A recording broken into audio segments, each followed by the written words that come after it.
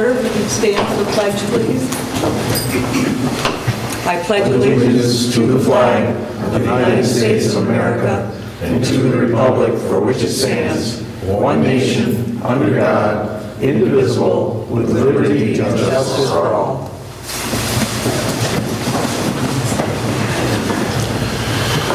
I have a special presentation this evening from the Elks Ticonderoga Lodge 1494. We have the exalted ruler, Jeff Noak, and we have the leading knight, Stu Baker, who would like to present 2 American flags to the town of Ticonderoga.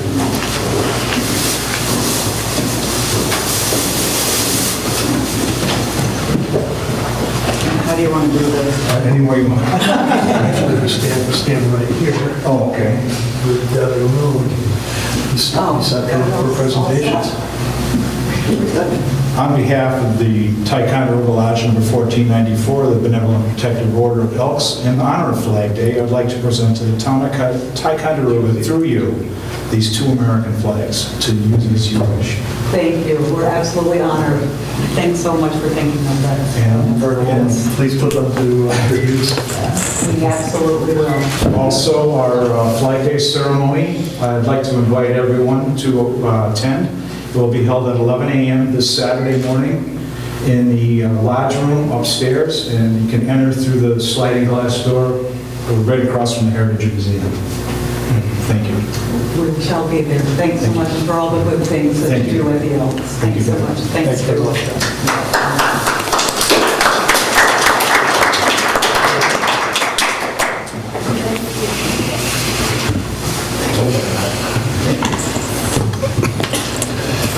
Is there a copy?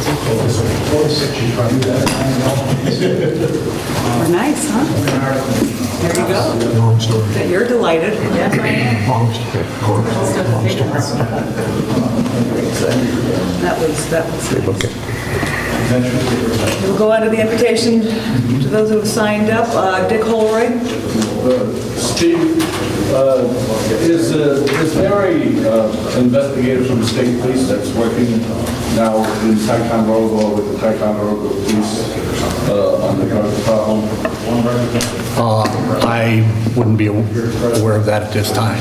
Because I thought that was mentioned at one of the public safety meetings by Chief Cook, that was a female investigator who was a paid investigator, and she would be working very closely in Ticonderoga with her police department. Chief Very well could be. Chief Johns. Steph, in a recent article about the invasive species, Mr. Cook said that it looks like the towns is going to have to contribute money to keep that program alive. I know that you have given $2,500 in the past. To the Lake Stewart program. Right. How much more are you going to go to give the taxpayers money towards that program? Do you have any idea? No more. No more. Just $2,500 a year? Is that, are you going to keep it at $2,500 a year? It's not going any higher. No, but you're willing to do that on a yearly basis? Yes. Okay, even though that we're in a dire situation with the taxpayers struggling to get water, and the rates that you have sent in that letter are not exactly the cheapest rates in the world. $2,500 seems to be a frivolous way of spending the taxpayers' dollars when you could keep it in town and help keep the tax rates maybe on that water a little less for the people. Every dollar does help.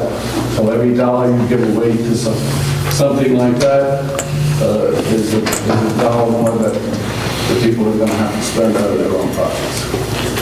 And I know you've given great thought to this, and you have championed it at the county level, where Washington County has pulled out of this program. They are not in favor of it. With the county doing it, you've probably given some thought about how much it's going to cost to train our deputies to identify invasive species hanging off boats and stuff. Do you have any idea what it's going to cost the people in the county? There's no line item for any extra expenses for it. A resolution of support of the transport law was introduced, limited to Lake George only, not to the, any other water bodies in Essex County. Well, that's absolutely correct, but And the primary enforcement will be done by the Lake George Park Commission. Okay, well- Essex County did not commit any money towards this. okay, and like Warren hadn't County considered it. wanted their sheriff's department to pull over any cars or trucks towing boats that had anything hanging off that boat. And the sheriff's department, I guess, has been reluctant to do it because they don't know an invasive species from a piece of grass. And that they would all have to go to school to learn all this stuff. And I mean, if that's what you're supporting, It's a support on a limited you must basis. have given some thought as to what it would cost, and then you'd have to train your own police department in that too, because you look to be a hypocrite if you supported it for the county and you didn't support it for your own police department. Absolutely. So they would have to go to school too to learn about invasive species. Not necessarily. Not necessarily? No, it would not. Okay, I just wondered how much you were willing to commit when we have the problem of the water situation the way it is right now, where people are going to be paying an awful lot of money, and we still haven't come up with a source of water yet as to where we're going to get our drinking water from. I think that should probably be yours and the town board's number one priority. Not something as frivolous as this invasive species business. If you have enough people and enough organizations handling that, you don't have to get involved into it, and you shouldn't until at least your water situation is settled in Ticonderoga. Good input, thank you. And at budget time this fall, everything will be on the table. Fred Hunston? Yes, I'd like to address the town board and you people. Why did we get our letter and we have to reply within 2 weeks, really? That isn't going to give us much time to try to find out who is for this and who's against it and find out what our legal battle may be if we choose that. So I'm kind of upset because we only got such short time to reply to this letter. Has anybody got any answers on that? Sure do. The letter is a survey. It is not a commitment. It's the town has to get an idea of who may be interested, who in alternative water, who's interested in forming a district, who's and we've got a lot of telephone calls. We've had Sue Hustis available all day long, after hours as well, answering individual phone calls from individual families, and we'll take as many calls as we need to take to answer those questions. And just so you know, too, Fred, we are under a timeline constraint. We've had 2 years to develop the project through seeker, through this environmental quality review process that would be, or we'll lose our hardship designation. We qualified for that from the New York State Drinking Water Revolving Fund. We qualified for a hardship, which qualifies us for a zero-interest loan. And then once they give you that acknowledgement, you've got 2 years to come up with a project through the seeker phase. Then you're eligible for short-term financing, you can go to work. If you don't do that, if you miss that window, you have to go back to the bottom and start in the application process all over again. And again, we're under time constraints with the Department of Health and the US EPA. Well, the health department, that's another question, but because the health department, you can get Waivers, extensions, yeah. And this is what I was wondering on this particular situation you're talking about. Can you get one on that? We just got one. We just got another one.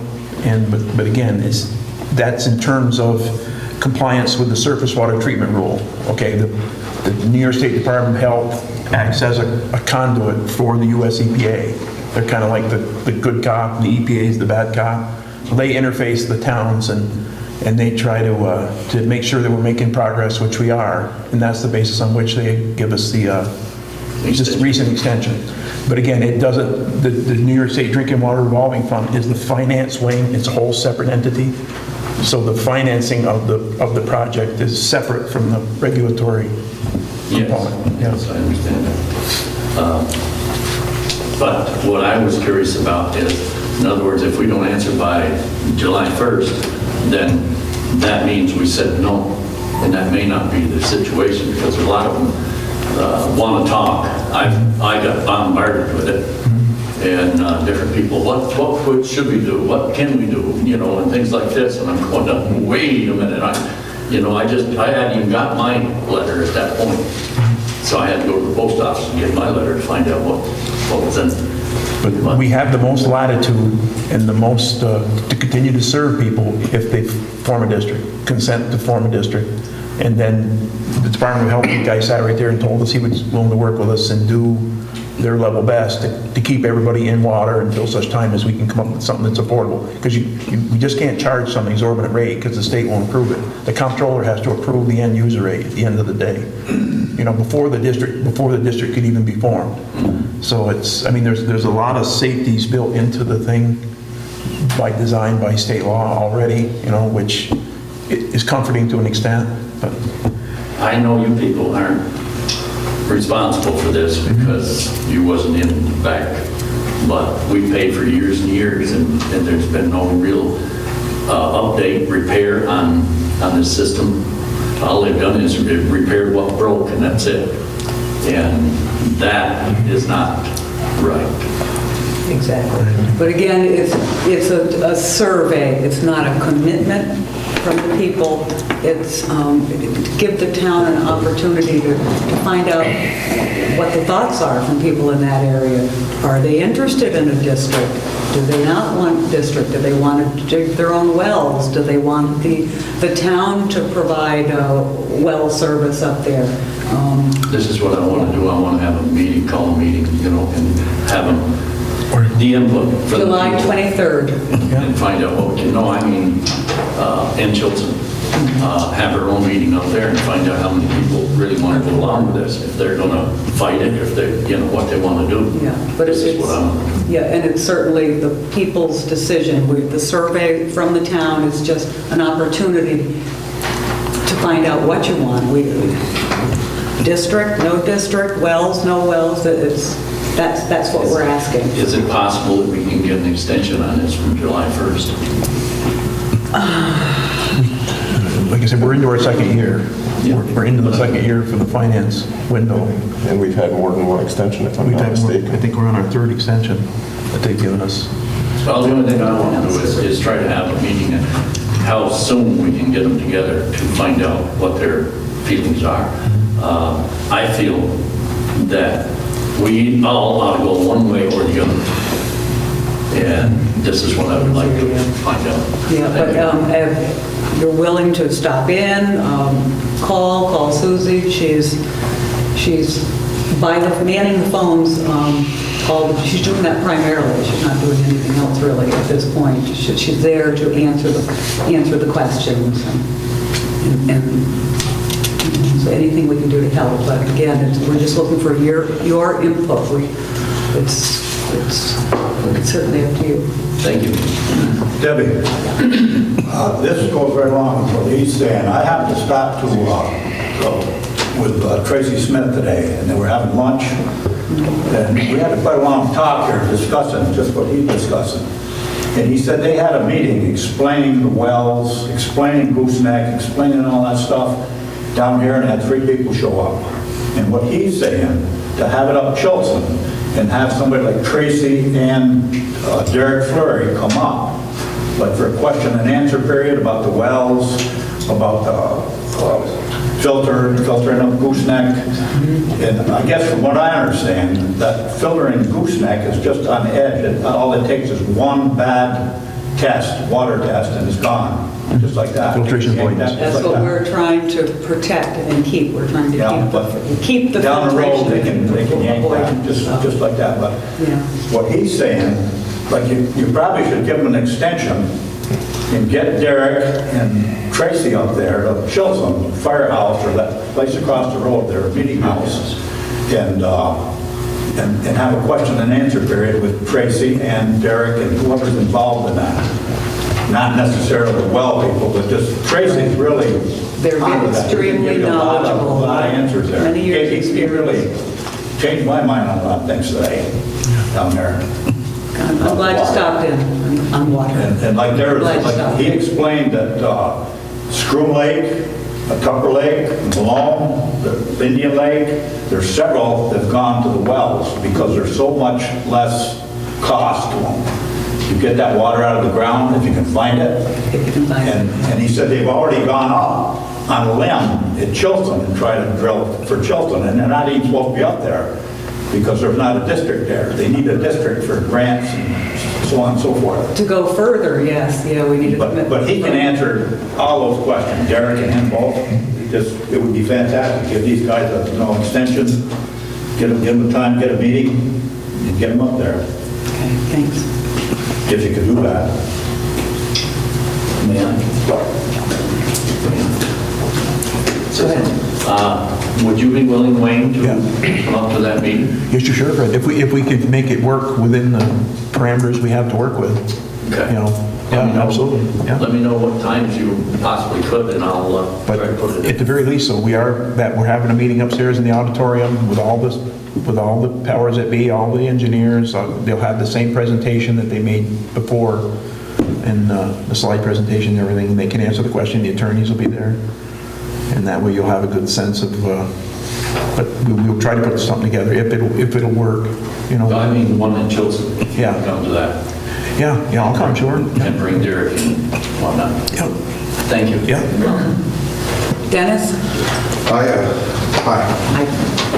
I kind of like to echo the concerns of Albert and Fred, but the thing is, you're asking us basically, I understand now that it's a survey, and it wasn't really, it was a little vague on that. It seemed a little more direct, but we do need more information. I mean, you haven't even really said for sure you're going with the wells, it's going to work. We've got the source, it's good. Right. If it falls through, then what? If we all say no up in Chilson, because I mean, $2,700 is a substantial outlay for somebody that makes a good dollar, not to mention taking into account the demographics of most of the people in Chilson. That's a lot of money.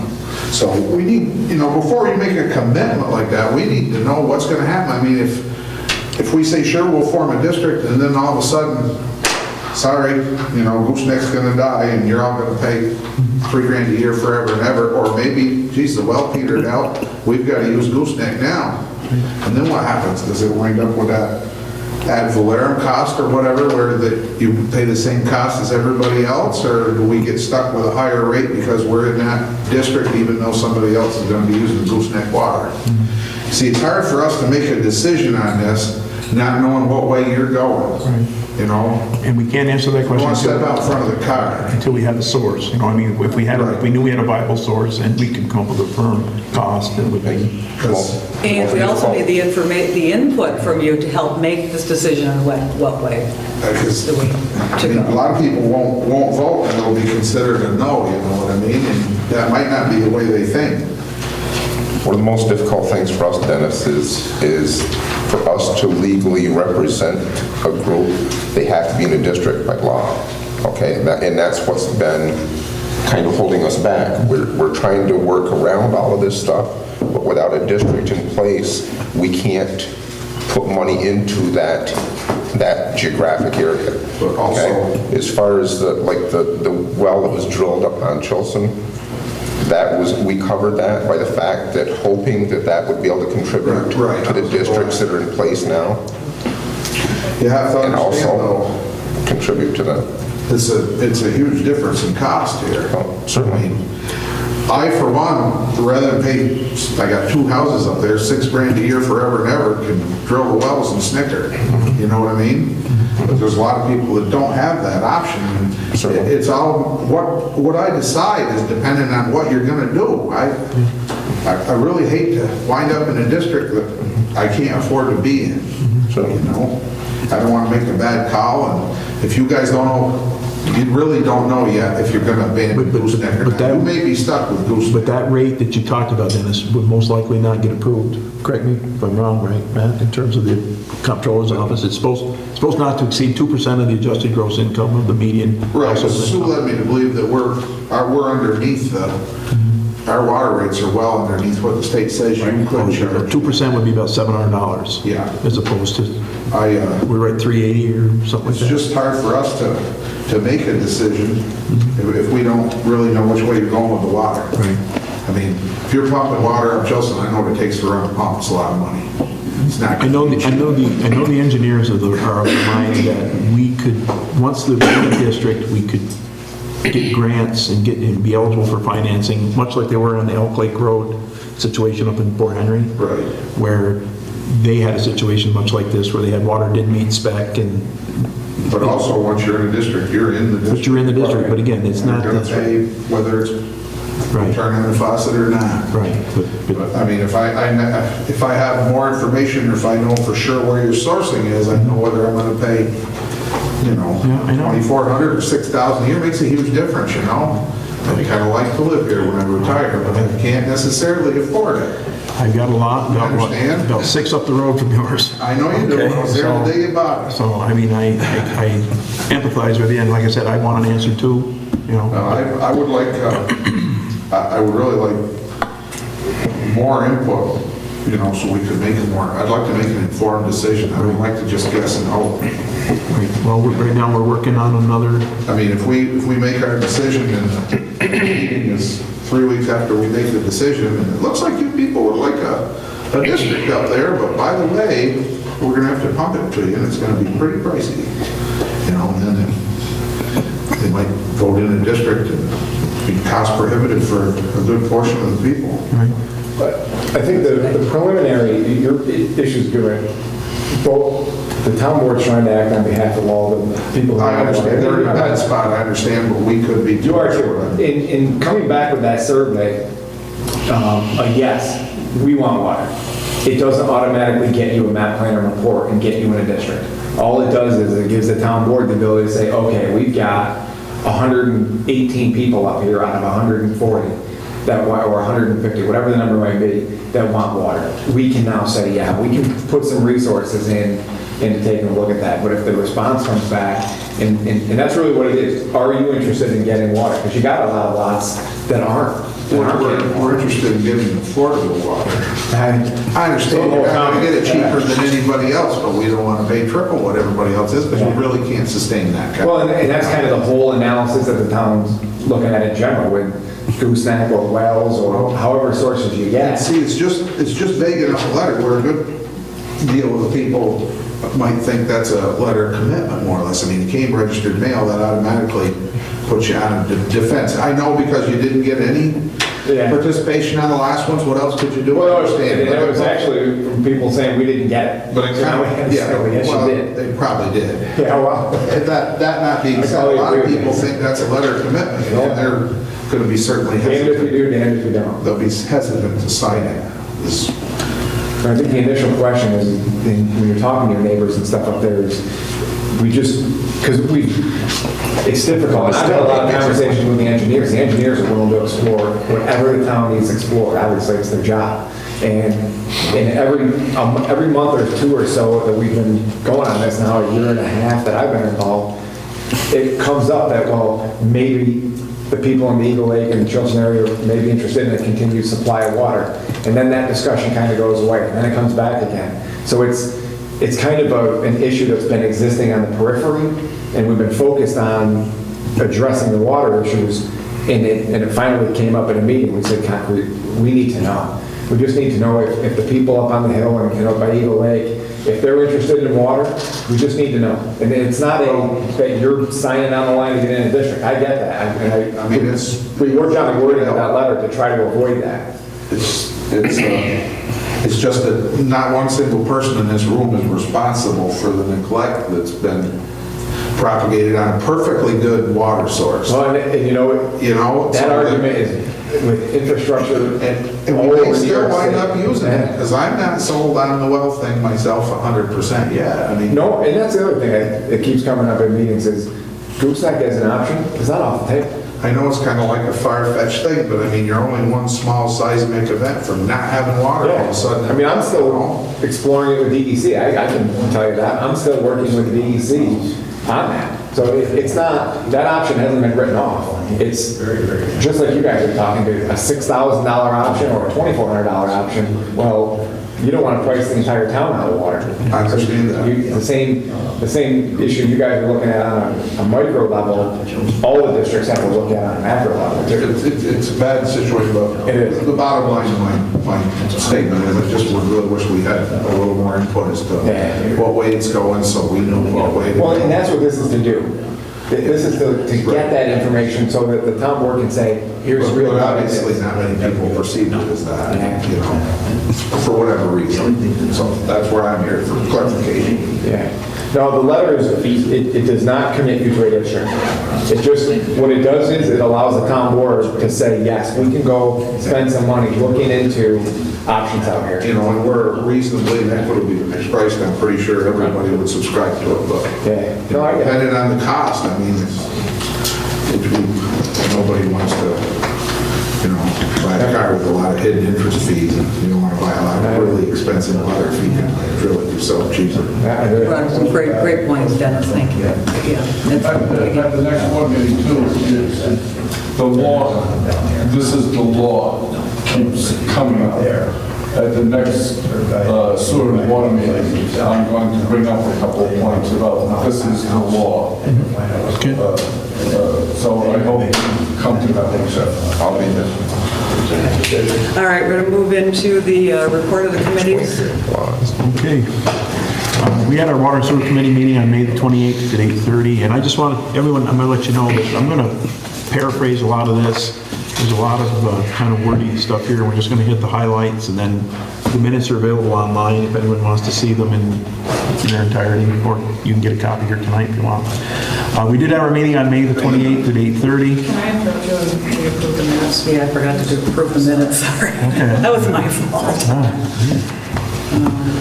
It was the regular town board meeting on the 9th of May and And the 29th. Motion to approve the I minutes? move they stand as presented.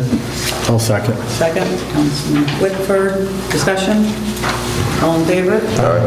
Opposed? Minutes are approved. Sorry. Can we go? Okay. We had the meeting on the 28th at 8:30 a.m. with myself, Jeff Cook, Todd Hodgson, Tracy Smith, Sue Eustace, Jody Alkin of the IDA, Jim Dugan of AES, Bill Grinnell, Dick Holroyd, Bryn Fraze, Donna Wadsworth of IP, Matt Fuller, Anna Reynolds of the Essex County Planning Department, John Bartlett, Mike Parent, Paul Burrows, and others. Jumping over to wastewater supervisor's report. Under the Black Point Sewer District, the pump station, we have received some quotes for a carbon filter at the pump station, as there is some odor issues. The filter will be installed to add additional treatment to contain the odors. Under district maintenance, this district has 248 grinder pumps and 20 air release valves, plus 30 flushing connections and a pump station. Maintenance required for this district requires much more manpower than any other district. Further discussion is needed on how the needs of this district can continue to be met. Under the new law, a new law has been instated effective May 1st, 2013. All sewer overflows must be reported to the DEC within 2 hours. A second part of the law, which will be instated at the end of the summer, requires that the public be notified of all sewer overflows. Down the Claymore pump station, this pump station requires replacement. The flows are running a lot due to infiltration of stormwater and are not capable of handling the flows. The town and the Industrial Development Agency will complete an income survey to see if the residents in this district will be eligible for a grant. Todd Hodgson of AES can complete the feasibility study once the results are received from the income study. Down to summer intern, In this year's water sewer budget, an intern was budgeted, and Plattsburgh State University was contacted about their summer intern program. A student who is GIS trained has submitted an application for this position. All GIS equipment will be made available from Plattsburgh State University. The Water Sewer Committee recommends that the town board hire Michael Orabano at $10 per hour, no benefits, for a time frame that does not exceed the amount budgeted to collect GIS data on water and sewer infrastructure. And I would move that. I'll second. For discussion, Carter?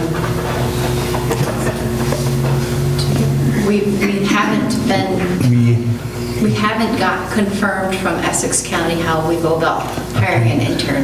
I called Michael Richardson, he called me back today, and he said, all you have to do is just term the person a temporary, and it's going to be 2 days a week. A temporary A what? temporary, well, they told me a laborer, temporary laborer, but we'll approve it pending civil service approval. Can we do that?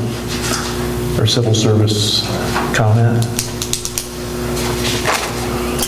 I called out to the Association of Towns today to try to figure it out. I didn't hear back by the time I left. You called me earlier, because I didn't know the answer off the top of my Yeah, head. we were all trying to figure it out. Because they're not professional, because they're not licensed. But they're not employee. Right. They're kind of, We were just trying to get the advice of the county because we've been told there's other towns in the county that have done this. Yeah. And how do you do it? No, they Because the have- money is not in the .1, the money's not in the payroll, the money's down in the contractual amount. Yeah. And so if it's not a professional service, it can't charge it to the contractual. Right. So, okay, so if they're a person who we're going to hire, how do you go about hiring them? What is their job title? You know, I just want to make sure we comply with the civil service Yeah, rules. no, I agree. And all of that. I know that Richardson said he had hired him himself and worked him at his firm. And I had talked with Randy Douglas, because the town of Jay was going to do the same thing, and they wanted to work with our guys on the same project. And they didn't end up doing it. They haven't done it, because they didn't have the money to do it, so. Matt, can they do a resolution without knowing the particulars at this time? we're just looking to see if we have While Matt's looking, this young intern would be doing GIS mapping of our sewer and water Right, system. infrastructure, water mains, sewers, catch basins, manholes, valves. And inventory that we have. With the equipment we have the equipment to do this with, We have availability throughout all of the equipment that's needed through Plattsburgh State. I mean, it's somebody you want to get started this month, we don't want to wait till July. Yeah. We're only out for a couple weeks. When's your next meeting? But you're saying there's no money in the .1, it's in the .4? Yeah, it's in the professional services. The money is down below in the contractual and the professional services. So if it's not a professional service, then how do we Can we do a hire? budget amendment and change it from one to the other? I mean, we can do that, couldn't we? Yeah, we can do a board resolution on allowing a budget, transfer from the .4 to the .1, but it's just a matter of, I'm not sure how, Right? Well, which way it has to be. We'll look up temporary employment. Yeah, I did, I made a couple calls today. I talked to a guy that I used to work, he worked 20-some years in civil service. He's a Broome County Director of Weights and Measures, and he said to term it a temporary laborer. And then Broome County has a requirement that it can't exceed 89 days, a temporary designation. That's something maybe exclusive to them. Yeah, we've been there, county. But then we haven't advertised for a part-time, temporary laborer out there in the labor pool. We haven't done any advertising for that position. So, I don't know. There's got to be a way to do it. This isn't unique. No, they do it all the time. I've been told they do it all the time, different. I didn't know the answer. I just got a call earlier today. Like I said, I'm dropping an email out to towns to try to find out. Can we pass a resolution pending civil service approval, or if it can be done in good order? Or? You could, but I mean, the risk is if it was wrong, you gotta rescind it at the next meeting and follow up on whatever your civil service says. Well, let's table I it would then for a suggest moment. to hold off, and we could address it at the financial meeting in 2 weeks. Okay, well then I don't want to table it. I want to withdraw my motion. Because if we table it, you can't talk about it for 30 days, so. Withdraw your second. Yeah, I guess so. Move to, I'll withdraw my motion.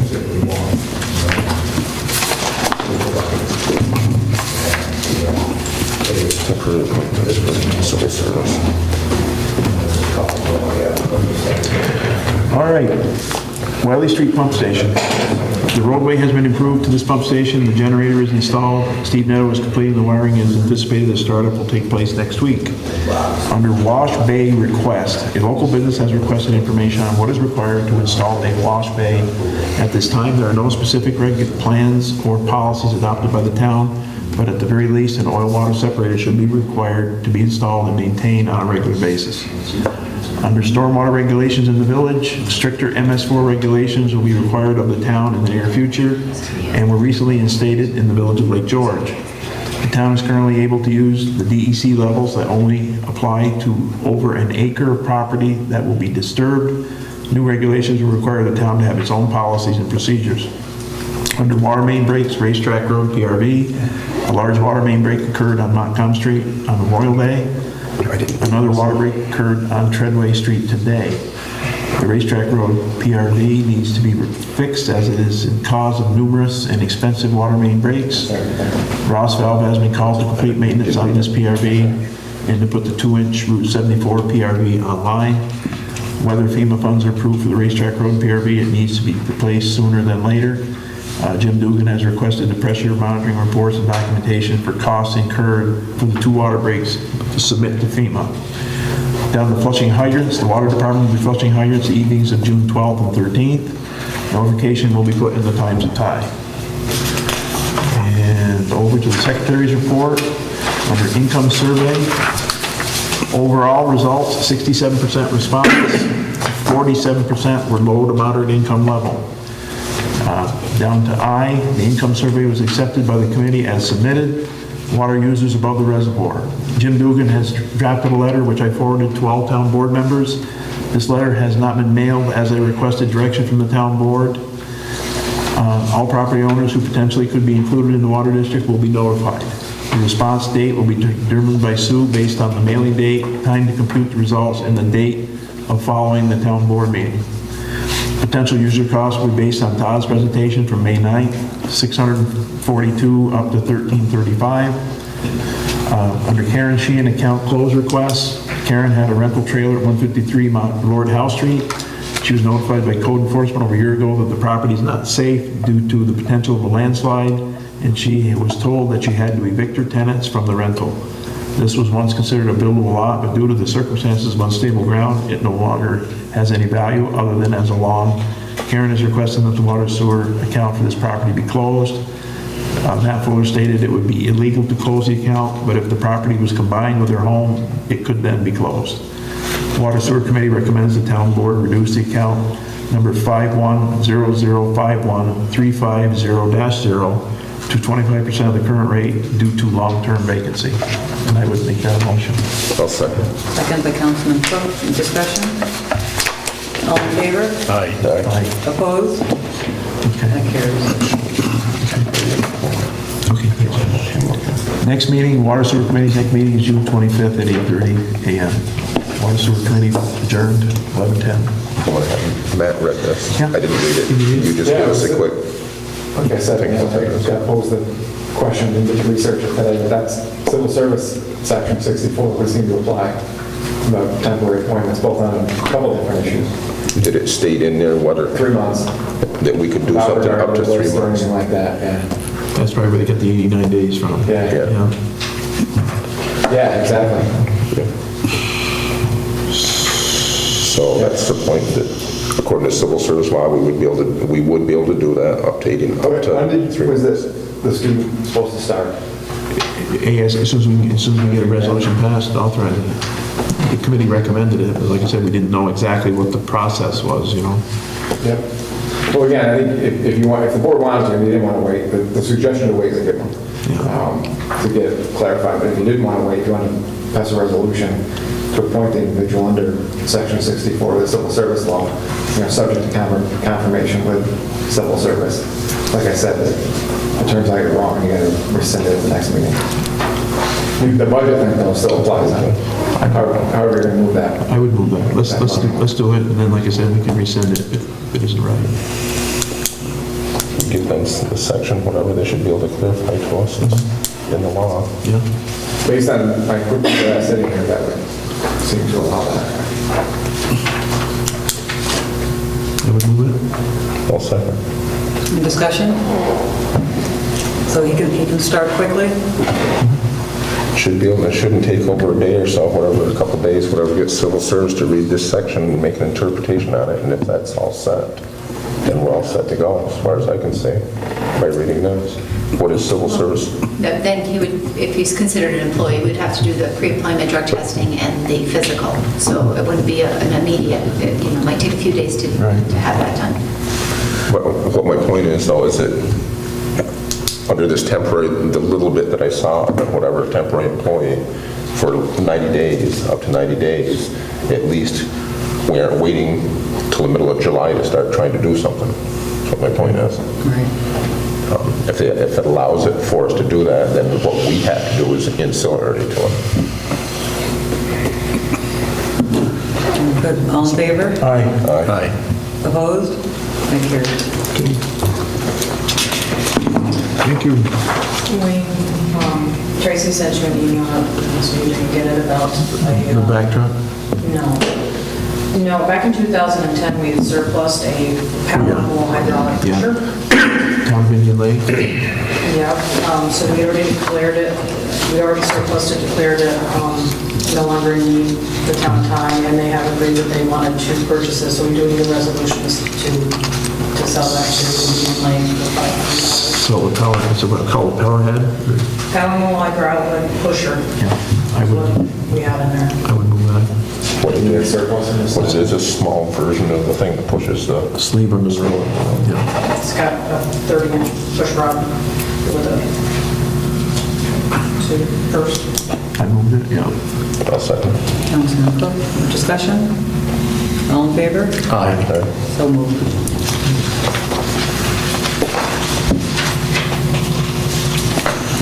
What's that? Okay. Operation efficiency, the next meeting is June 28th, 1 p.m. Updating personnel handbook, personnel policy. Anything from buildings and grounds, Dave? I've got his stuff right here. In attendance, May 14th, Dave Luliani, myself, Tanya Thompson, Joyce Cooper, Jerry Cooper, guests John Bartlett, Albert Bornick, Greg Lonergan, and Rollins Slattery. Albert has provided incentive to work on the upper trail. Tom Dietrich, Tanya Thompson, her son, plus several community service people are just some of the many dedicated volunteers. Albert, with the help of the town crew, was able to fill some of the dangerous holes caused by the old hydros underground pipes. They also cleared brush and take down the limbs. The BDM is still a concern to many people in the town. We'll have to decide on a course of action in the near future. It's not been worked on in over 50 years and is showing its age. Alfondry Architecture has completed some of the early designs, and I have asked Supervisor May to please update the town on our progress, in which there has been a meeting set. I guess, do we have the date on that? On which one? With Alfondry? No, Do we know how that, okay. we'll do that a little bit later. And the beach open close sign has been installed by Mike Parent and his crew. New rain garden is now in place near the building to help with the drainage. The next meeting will be June 18th, 10 a.m. in a community building. There's just one thing, and I talked to Dave about this, Matt. At the town board, we had never approved the project up on, near the trestle, and I'd like to get that approved by town board approval so that it's covered. Which project? Well, what they're doing is cleaning it up, sprucing it up there and everything. And usually when we have volunteers working, we approve the project. Okay. Just a group of volunteers? Yep.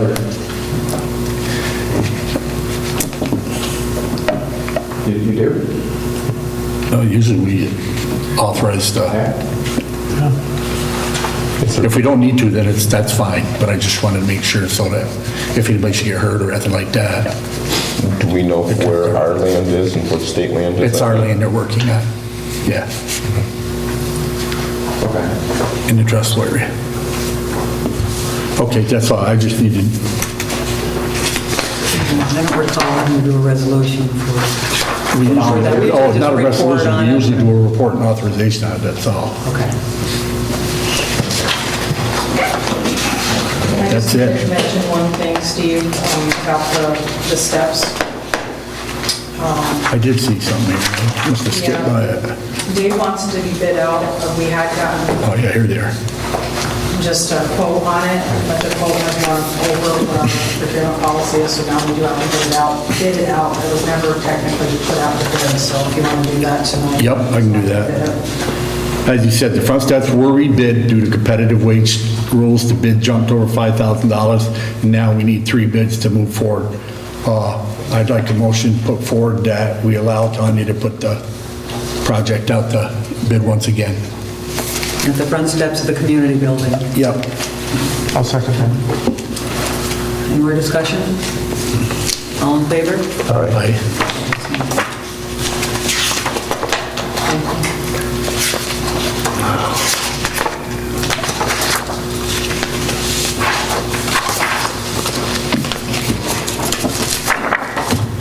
So prevailing wage was applicable here, and that's what put it over the procurement amount?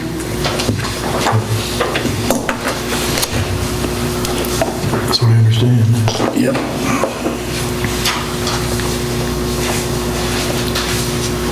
What is prevailing wage for our area, do you know?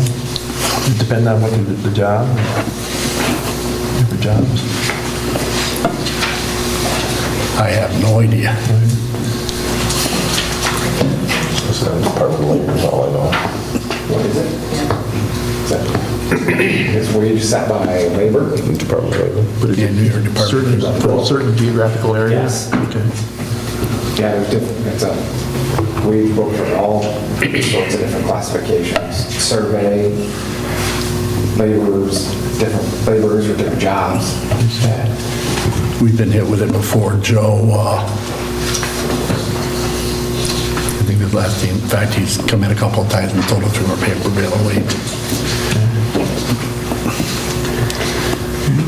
Okay, that's the end of the Parks? building up for parks. We opened the meeting at 10:50 a.m. Present were the same people that I addressed before in the buildings and grounds. Projects discussed were the light pole for the falls. Since then, I found out John Bartlett has ordered the pole, and it will be in about 6 to 8 weeks. The parks crew is all set to install the footing and foundation once the pole is here. Mike Cruikshank will be in charge of the project. We need the pole because there's a stencil that comes with it for us to set the foundation unit. Once we have that, we can move ahead. The wiring's right there. We just got to move some of the conduit, put it in place, move it into the unit, and Dick said he would hook it up. So it's just going to be a matter of, once it's here, we should be able to put it up in a week. Great. The old projects we're still looking to address is the conduit installation in the park. The conduit that was bought last year. I'm going to need to have Jeff, Dave come down with me and show me where, because I've walked the park, I can't find where there's open conduit. So I need to address that issue as to where we need to run it. Was it because it had been broken and repaired, put back underground that we're doing it, and where, so I can get that. What the problem was before is there was open conduit that had been broken. It was laying on top of the ground. My understanding is they put dirt over the top of it. Well, what I need to do is if you could come down with me, and we'll just chalk the line, the area, so that we can go ahead and get the approval and get it fixed. But I walked all the way around, and I couldn't find where it was up, so I said, well, I gotta get somebody to show me. Dick Crossman has started fixing the lamps, replacing bulbs. We have one broken lamp, these special bulbs on these lamp posts. He has found one, he's gonna be ordering it. These bulbs are expensive. I wish we had a camera in the back of the buildings. We're talking about $200 just for a globe. Yeah. At the meeting, we also discussed the same things as were discussed in the buildings and grounds with the project that you're doing up on the Upper Falls. One thing out of the Parks and Recs we want to get straightened out is who is to put the fence in? This was supposed to address last year, and the Highway Department was going to put that fence in, the chain link fence along the dangerous area. And I'd like to get that cleared up. Where is that? Know who's doing it. And so we can get it done. The fence off of the end of the trestle, you mean? Yeah. We've discussed it several times. I think a year and a half ago, 2 years ago, whatever, we had materials list generated and everything like that, and it came back here, and it was decided it didn't want to be done. And then we brought it up again, then we did want to do it. Well, it's got to be done. So, I guess it depends on which day we talk about it. I guess the question I'm going to have is can we discuss with the girls as to where the funding, we can get it for, to get that done? Because now it's a more dangerous situation than it was when the water was down. Take a walk up there and all gets pretty treacherous, so I'd like to get that done. And the parks guy said they'll do it. I know Pride was involved in that. Anyway, they want to check with Sharon to see if there's any. Yeah, she's gone for a week. Well, there's no monies of any kind. As you know, It was brought up right after the dedication of the trestle. I'll be in tomorrow, see what we can do. Steve, are you going to be working with Mr. Crossman on this power thing? Yep. Right across the road on this Liberty pole right over here, it was a service drop for the old traffic light that was there. Well, the hub's broke and the wires are exposed. It's disconnected on the top, but it looks kind of spooky to people walking by. Okay, where's that at? Right across, right behind us, right over here right by the 88 building, that metal pole on the corner. Okay. It's Just disconnected. It's just basically got to be removed. Yeah, just sawzall it off and take it off the pole and get it out. Okay, well, I'll take a look at it and see if our guys have to check and make sure there's no power and then take it down. Yeah. That was it. Our next meeting will be Tuesday, June 14th, next week at 10:30 a.m.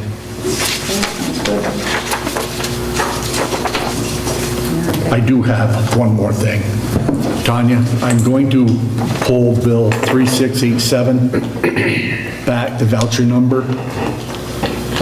It's in regards to a bill I received through the Parks and Recs. As you know, both the Highway Department and Parks and Recs share this red truck. And when the guys got the red truck, it wasn't running good. They took it up to have it fixed. And the total cost was $718. And I mean, we just got the thing. We didn't use it all winter. So I'm going to address this with Michael. When they get it back in the fall, it's running and working good. If we're going to get it back in the spring, we'd like to get it back the same way. Is it turned back to highway? Yeah. That's what it. But do you pull the bill, or can it be a budget transfer to pay the account? Well, we're going to need to take care of that first. So we're going to hold it 1 month. Okay, so you're holding the bill. Yeah. I didn't know just exactly how we had to perform that. So you want to bring that to hold on that? There's nothing to do with it normal.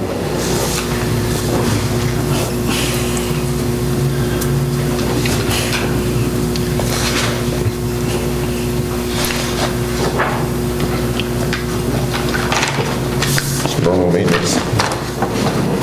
4 tires, or 2 tires. Not just 4 tires. There's a broken power wire and a harness running to the computer that had to be fixed. Then they mounted and aligned 2 tires. Stalling out, replaced spark plugs and wires, found broken power wire in the harness line running to the computer. Then the rest of it was no maintenance, but they're the ones that run the vehicle all winter long. So I mean, to me, they should have to make sure that when they're turning it over, it's in good repair. That's all I have. So So you brought the resolution to hold that bill? Yes, I did. And they seconding? I'll second it. Second by Wayne. More discussion on it? It's normal maintenance stuff. It's no different than whether, I mean, it's a 2004 truck, and I'm not trying to say that it doesn't need to be paid, that's not the point, but it's normal maintenance. Changing the spark plugs is not something that occurred in the last 5-6 months. Okay, needing to change spark plugs, that's normal. Tires are normal, regardless of who it is. You want to pay the bill, split it between the two of them. They used it. Buildings and grounds used it, whatever. So split it, that's it. At the end of the year, Jeff, it's been every year that we've done this, the agreement was the vehicle will be turned over to the other department in good running order. When it comes in here, we only had it 2-3 days, and they had to take it over there. They didn't run it for 6 months. They run it with tires, the wires go bad, and stuff like that. I mean, I'm gonna talk with Mike, and we'll come to a decision, you know, how it's Talk gonna about pay. splitting it. Yeah, We just hold it until then. How old is the bill? Has it got time to deal with it? Can we wait? Yeah, it's a fresh, do it at our it's brand new. We financial? can do it 2 weeks. Okay. Aye. All in favor? Aye. Okay. Except opposed?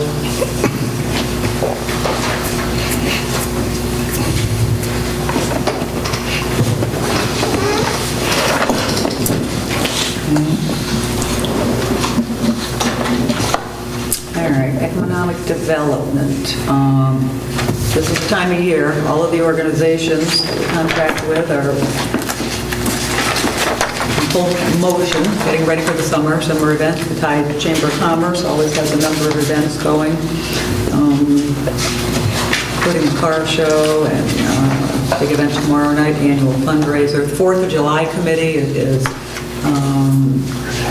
as busy as they can be. You know, they raise, through volunteers, over $25,000 a year put on the 4th of July. The Thai Main Street organization is working on Street Fest and some other events. Our newest, the Cultural Arts Initiative, if you notice on the side of the barber's wall right here, facing Jay's Sunoco, there's a mural effort that's going on there. It'll be all volunteer. They've already put the base coat on of blue, so it'll be the first mural on building improvement downtown. The Lake Placid Sinfonetta, the Cultural Arts Initiative, has arranged to have them to come. They'll play, I don't know if they'll be back in the Catholic Church again this summer. Let's see, they also came up with tray liner and town map, which will be circulated throughout the town for tourism. It shows arts, culture, history, experience Ticonderoga. So that's a really nice event. Scott Herberg I have a question on that. will be turning those into tray liners and printing them for his own business, so he'll be distributing, thousands of them to help keep people in Ticonderoga. On this, I just have a question. There's proposed things in here. Are these things that the town board needs to discuss? These proposals, there's things in here of Tree of Life Labyrinth proposed. Never heard of it. Don't know a thing about it. I don't know if anybody else on the town board knows anything about it. Nope, neither. Amphitheater, I know we've very briefly discussed it, but being that They're certainly not in the works. it's just the point of, if it's something within the town property, it really ought to go through the town board, or at least have information. Of course it does. This is their first effort, and this is what they came up with, so. This is what they're putting out there. That's what they're promoting, which is good. I mean, overall, it's good. Oh, yeah. The point is if things are proposed, Their wish list. it may want to be proposed to the town. Let's see. Oh, as far as business going on, Adirondack Meat Company has begun their expansion, or their construction. They have a bakery coming soon. Rick Harker from Mountain Time Furniture, as you know, has relocated, downsized the furniture and opened up a new storefront, an additional storefront for mattresses and some furniture. So we really appreciate him taking over another business. And it was an empty storefront. And his original Mountain Time Furniture is now an auction house. He moved it out of Fort Henry into downtown Ticonderoga. So we really appreciate his efforts and investments in the community with his new mattress store and his new auction house. And, you know, the cafe across the road from the community building, we're hoping that'll open pretty soon. That'll have ice cream and coffee and desserts. Aubuchon expansion, I'll talk about that a little bit later on, but tomorrow at 10 is their grand reopening of their new expansion. The board is invited. And the International Paper Company, the Natural Gas Project, I have some good positive news about that. I'll talk about that later in my supervisor's report. So there's a lot going on in town economic development, so on all those fronts. Airport, Councilman Crawford? Nothing this month. Okay. Highway, compact recycling, Councilman Cook? Highway meeting was May 28th. Present were John Deming, Mike Parent, Farley Essel, Wayne Taylor, and myself. Guests were Matt Fuller, Todd Hodgson, Jim Dugan, Deb Mulaney, and Amy Quisnell. The meeting opened and Wayne moved to go into executive session for attorney-client matters regarding the highway shed DEC report. Coming out of that, we had guests wishing to speak. Deb Mulaney spoke regarding the proposed parking lot owned by North Country College. Further correspondence will follow. We're still trying to get this taken care of. Do you have any further information on that, Deb, right off? Are you going to be talking about it later on? Or? Yes. Okay. Matt Fuller asked whether Commerce Drive accesses the lot where the meat packing plant will be built, and we're trying to determine where the entrance, will be, whether it is on the actual property of the Commerce Park or not. Mike Parent had discussion about the intersection of St. Clair Street and Hines Street and how best to approach this area. Mike is to contact the homeowner to address this. This is in regards to severe flooding at that intersection due to a number of issues. Mike stated the new truck is almost complete, should arrive soon. The Bombardier-style sidewalk plow will be here this Thursday for anyone interested in seeing it. He's interested in obtaining this piece of equipment as it would be much more appropriate to the job he needs to do. The current machine will be traded or sold as it is too large to do what it was purchased for. Mike talked about the need to address Bear Pond Road as someone will be living there soon. Apparently a camp has been sold up there, and whoever bought it apparently plans on moving into the it's unsafe to put town equipment across one area of the road. There may be an alternative to blasting the ledge that needs to be removed, and this will be looked into. Mike stated there were no bids submitted for line painting, and he would like to resubmit it. If we're unable to have this done, we may have to purchase the equipment ourselves. We talked about resubmitting that, and I'd like to... rebidding that, I mean. I'll second it. Did you move that? Yeah, just for discussion, I talked to him yesterday, and he was telling me that there's another municipality has bid and has a contractor, and we were wondering if we could work off that. If he could work off that bid. That's what Mike had said? That's what he said to me yesterday in the parking lot, yeah. He told me today that there is an individual that does do that. That I believe he works for the county. But he didn't have knowledge of our bid. Oh, I see, right. So my understanding, I called Tanya, and my understanding is that we needed to go back out to bid and make this person aware of it. Okay. So, That's got it. so hopefully it'll be addressed anyways. I'll second his motion. Okay. All in favor? Aye. Opposed? Carries. Okay, loader's back from repairs in Plattsburgh where the hydraulic system had work done to it. This is in relation to an add-on part that attaches to the loader for sweeping. Mike stated he needs a large amount of blacktop to repair a number of water main breaks throughout the town. Stated he believes the most recent area on Montcalm Street, most recent at that time anyways, will require 20 or more tons of material to repair. Farley stated that in this regard, the crew has fixed the Killicut Mountain Road where the garbage truck had gone through the pavement. He stated the size of the damage was 82 feet long and 14 feet wide where this truck damaged the road that they had to repair.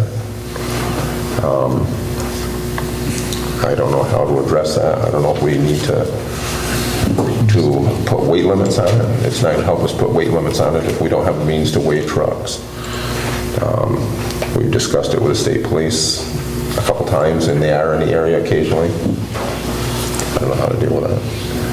Mike advised that the road grader is in 1988 and has never had work done to it. It now needs some attention.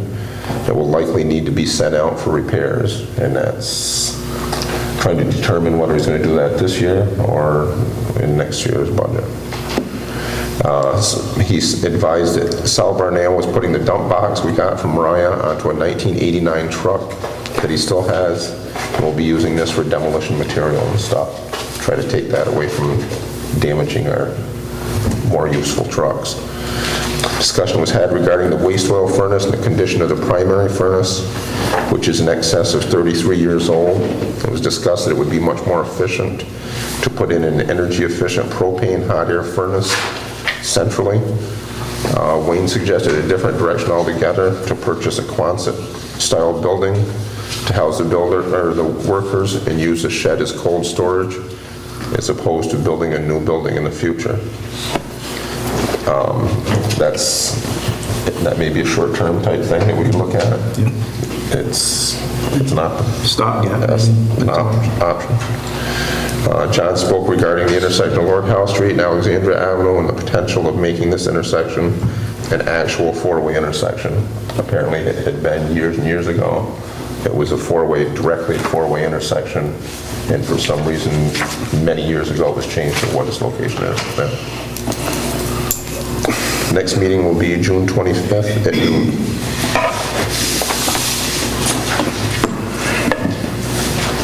Very good. One other thing. Mike would like to put out to bid, we've talked about it a number of times at the committee meeting, the cement wall here on Champlain Avenue, going up Champlain Avenue between Algonquin and Fodder Jokes. We've tried to determine who actually owns it. Apparently the town owns it and owns significantly far behind it. We do or do not? We do. Meaning that we're responsible for it. It's broken in several spots. The sidewalk's in rough shape. All that. He would like Liability? Exactly. He would like to put out to bid, get quotes, whatever, for repairing the sidewalk, the curbing, and the cement wall that are there between Algonquin and Fodder Jokes. I'll second that. Any more discussion? He has enough in his budget to cover that? 30,000, right? I think he's got 30,000. The sidewalk? I would assume it's going to take more than 30 grand for, especially repairing that wall and stuff like that. All of 30,000. Probably more like 50. As long as that has in his budget. Well, we'll see what the quote's coming at. We aren't going to know until we get bids.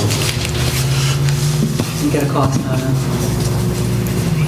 We've been written up on that, right? I know we've had complaints, but I don't know if we've had anything. Somebody fall in front of Babe Smith's on the sidewalk up there and get hurt, or did we get a letter on that? No? Or yes, it used to be Babe Smith's, I don't know who it is now. I thought the place we got a letter a while back, maybe a year ago, was in front of the judge's house there. That's the only place I can remember. Viscardi. Oh, no, just above what, the former Joe Lee Yeah, up in that Beauty area. Salon. I'm dating myself, the Joe Lee Beauty Salon. Well, that's where this is. Yeah. Alexandria and Champlain. So anyways, that's what I'd like to do. All in favor, put it out to bid? Aye. Aye. Get a cost estimate on it. That's it.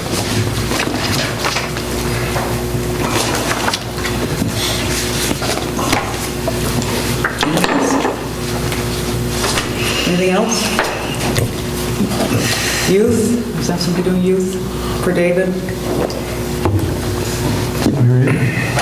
Sure. Youth Committee met on May 13, 2013. In attendance, Dave Uliano, Mark Johns, Tanya Thompson, Helen Barton, Trish Stonish, and Marge Hulbert. Mark helped us understand how background checks work. A normal background check is around $100, which includes state and FBI database checks. He also brought some forms they use as releases for information. Sue has found a place which has much more affordable. We will have to see how in-depth it is. We should talk about these issues in committee. Will be continued next month. Silver Bay program is winding down along with K through 5 program. We're still working on codes of conduct for employees and other student and coach forums. I have asked Carla to take a few minutes to catch everyone up on the summer program. The next meeting will be June 17 at the Armory.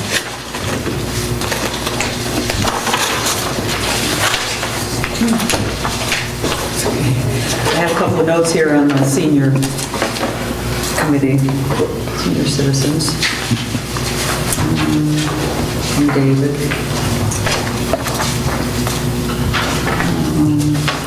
Just a few short notes. The seniors are being very proactive in, they're working very hard to keep within their budget and keep their travel and gas amounts under check. They have increased the ridership fees on the bus to help cover these fuel costs, and they have decreased their mileage.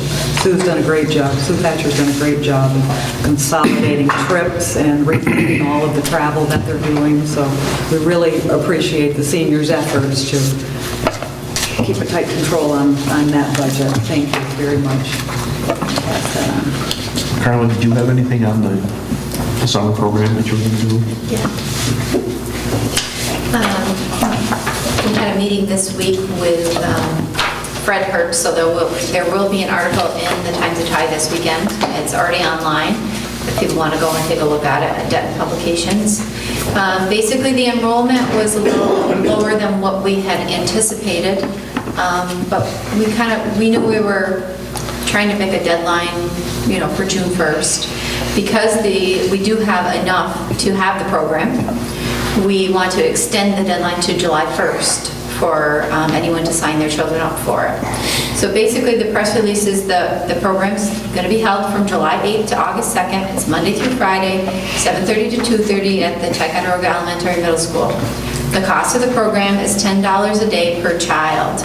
You do not have to attend every day. You can sign up for the days that you would like your children to attend and just pay for those days.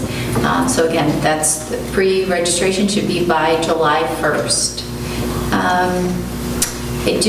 We did interviews for the summer counselors for this program. We had a lot of applicants. We had a lot of great interviews.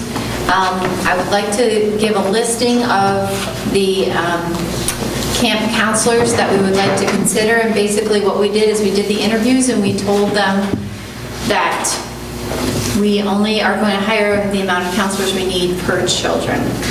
The ratio is 1 to 12 in the classroom. It's 1 to 10 at the beach. So depending on how many children we have registered, will determine how many counselors we need. So I do have quite a list, but we told them, we will hire the ones that we absolutely need, and then the others would be kind of like on reserve. If we had more enrollment, we would be calling more in.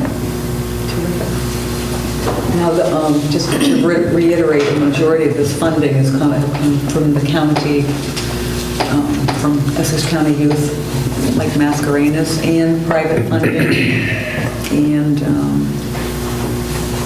so it was pretty nice that it was able to come together on a much smaller scale than we've ever had, but, and plus raising the rates as well. So, for an opportunity to give the kids something to do for a shorter time.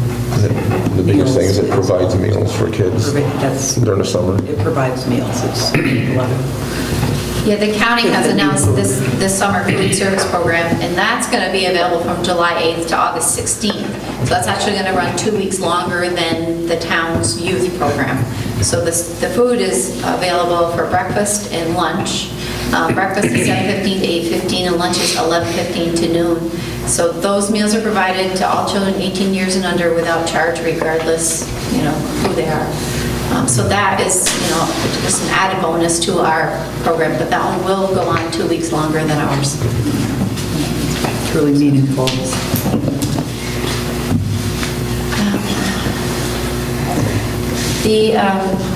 At the last meeting, we hired lifeguards, and I had one that turned the job offer down. So I would like a resolution to hire Nathan Lenhart as lifeguard at $10 an hour. I'll make that motion. Any second? Second. Councilman Whitford, discussion? All in favor? The second resolution I would like is for the food service workers. We have Susan DeLorme as cook for $18 an hour, Anna Ryan as food service helper at $14 an hour, and Deborah Carr as food service helper at $14 an hour. Second for discussion? I'll second. Councilman Whitford, and that's, the food program is funded through The USDA. the USDA, U.S. Department of Agriculture. All in favor? Aye. So moved. The final one is for the counselors and the director for the summer youth program. The day camp director, I would put forward as Angela McAlpine, and it's a flat salary of $2,000. The assistant day camp director would be Megan Tubbs at $10 an hour. And then the rest are all camp counselors at $9 an hour. I have Jacob Kelly, Courtney Shaner, Matthew Cook, Josie Worley, Anthony Costello, Ashlyn LaPerle, Cody Shaner, Olivia Kenyon, Carly Tubbs, Hannah Herbst, Paige Gunning, Cody McCoy, and Jonathan Molina. I'm going to make a motion to accept, and second for discussion. I'll make the motion. Councilman Whitford, second for discussion. I'll second. Councilman Taylor, and the reason there are so many names are because Well, the 10-to-1 ratio, if we, have 10 counselors, that's 100 kids. We're hoping for 100+ kids. I just want to make it aware that one of them is my son. oh, he was hired. I don't know. He's on the list. That's It's on the list. Oh, that's like Matthew Cook. Just making you aware of it. Yeah, you had wonderful applicants this year, didn't We you? had a lot of great applicants, and I wish we could hire all of them. Honestly, they all brought something different to the table as far as arts and crafts, to music, to sports, to all kinds of activities that they're familiar with, and all kinds of, experience working with children. And it was a tough to narrow it down. You did interviews, 17 interviews one night and 60. You were here late. We had quite a few. Thank you for Yeah, that. we tried to. All that time and effort you put in. We tried to interview everyone. There was a few we couldn't get a hold of, but Good group of we had kids. a lot of applicants. Good to know. All in favor? Aye. Opposed? That carries. I wanted John to speak, but John Bartlett has been active in working with Pride to get scholarships for youth who maybe can't afford to come and pay the tuition for the summer program. So if anyone, is in that situation, Tanya has applications for these scholarships in the town clerk's office. So if there are families out there who are struggling and can't really afford it, they may be eligible for these scholarships. It is a first come, first serve scholarship basis. So, come in here and see Tanya and get those applications. Very good. Well said. Thanks for that.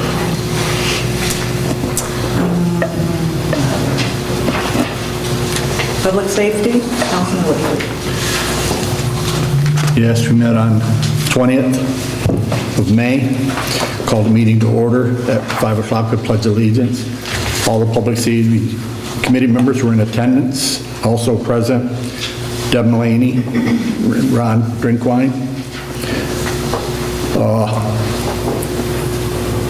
Bill's been doing a fabulous job since he took over. He's been putting out a lot of order to remedy violations. We know that we've got a lot of places in Ty that need to clean up, taken down, fixed, removed, and he has been right out there taking care of them. Along with his permits and things that he has to handle. He would like, we need to reach out further, I guess, to try to find someone, a part-time person. He's still looking. So, yeah, and he mentioned it to me. So if anybody knows of anyone that's qualified and they're interested in Ticonderoga, have them give us a call.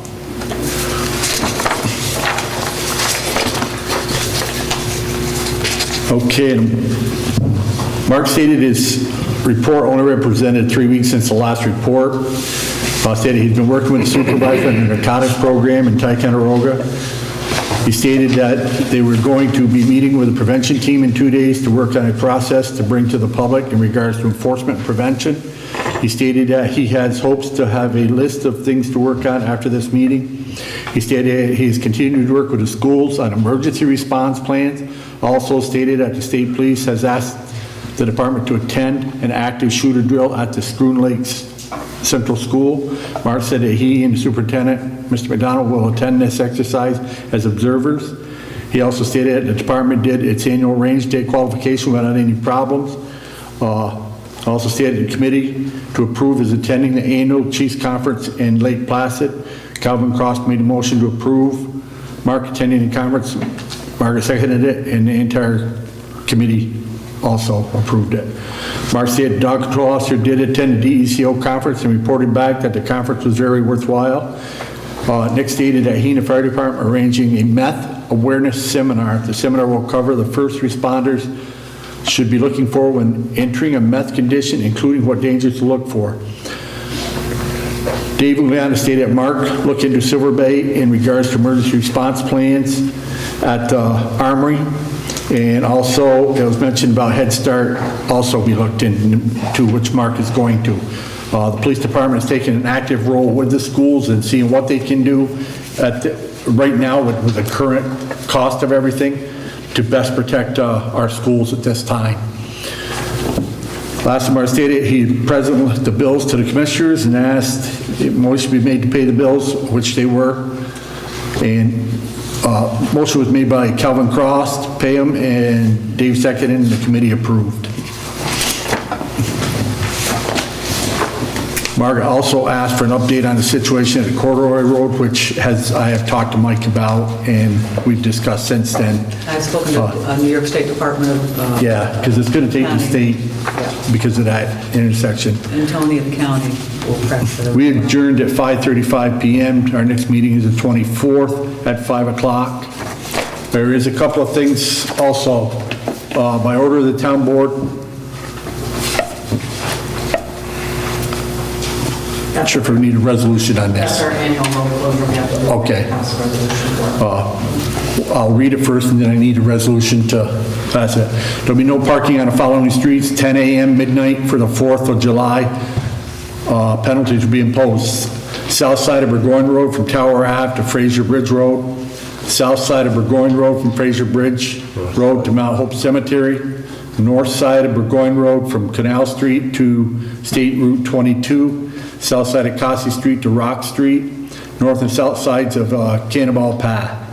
And these will be marked. And I'd like to motion to approve this order. You're going to make the motion? I'll second it. He's got a typo. The one thing was, the second one you said south, is it supposed to be north or south? North side of Burgoyne. You said south, that's all. North side of Burgoyne Road from Fraser Bridge Road to Mount Hope Cemetery. It's got to be the north side. Okay. Okay. Wayne, did you second? I seconded it, yes. For discussion? All in favor? Aye. So moved. And that's it. Fourth of July's gonna be here before you know it. I got one thing to bring up for the police end of it. We've talked a number of times over a retirement issue. That's right. Dale Quizell, we were hoping to hear back by the end of last month. I don't know whether the town has heard anything at all. We were going to contact, my understanding, we were going to contact Betty Little's office to find out what's going on and see whether this was going to be done this year or in this session that they have. My understanding, I read someplace that the 20th of this month they're done with their session. So we have a week to try to find out whether that might be accomplished this year. It didn't get accomplished last year, and I think we're doing a great disservice by, this is the second year that we've dealt with it. I'd like to get it completed, get it taken care of. Would there be a possibility of having Matt check into that and see if we can get this done? I'm sorry, I missed it. What it was is to correct Officer Quizell's retirement. Yes, I thought we did do that. They still haven't passed. We did it a long time ago. And we just did it a couple of months ago. Every year we have to do it again if it does not get in front of legislature. And we just did it 2 months ago to again put it in front of legislature. Whether it gets there or not, that's up to them. But We need Betty some pressure. Little's, when this first began, Betty Little, I spoke to her and she said, bring it to me again. So then we need to bring it to her again. Another week, that's what I'm saying. And I don't want to have it go again until another. And I don't know how to tell if it's in front of them or not. But we did our part. It's in there. So you're just passing a home rule resolution to ask her to get it passed. We did that already. And we did that, I think, We want to know. last year sometime. Is it? And we just did it a couple months ago. And Every year it doesn't get. Last year If we- it's not talked about, you have to bring it again at your board. to- It was kind of a packet bill. last year, it's Correct, called all that kind of a stuff. picture bill, they call it. Picture bill. Okay, well, I'll be Last- speaking to her within the next couple of days, so I'll mention. So last year, we were told, my information is, we were told that it got in too late, that we sent the paperwork in too late. That's what I'm just telling you, that's what we were told, okay? So what I would like to do is I'd like to find out, if you can get a hold of her, it would be very beneficial to find out whether the paperwork is there, whether it's going to be taken care of or not in this session. I was trying to look it up to see if it's, I can get a hold of it right now. But you got a couple days. That's it. Or else another year. We submitted all the paperwork that she requested for the second time. You know, we did it last year for the session, but it was too late. Right. Because she had other things for the session. So this year, it sounded like we were going to be there, but And we, there's no like you guarantee said, anymore. and you said we put it in 2-3 months ago for this year. So I'd like to find out whether that's on the agenda. Let's see, March, I think it was finally sent in. fairly common occurrence, my understanding from what I've been We need to talking get to her around the day and office. stack. You gotta go December 1st, right? How would I do it? I don't know. Yeah, there's two. It was assembly in the 7th.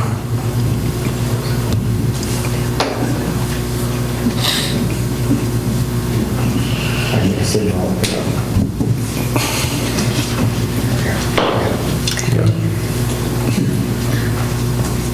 That's all.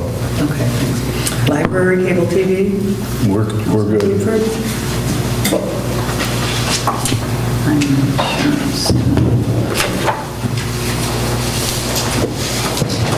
Insurance Committee, we met June 12th, did get a report.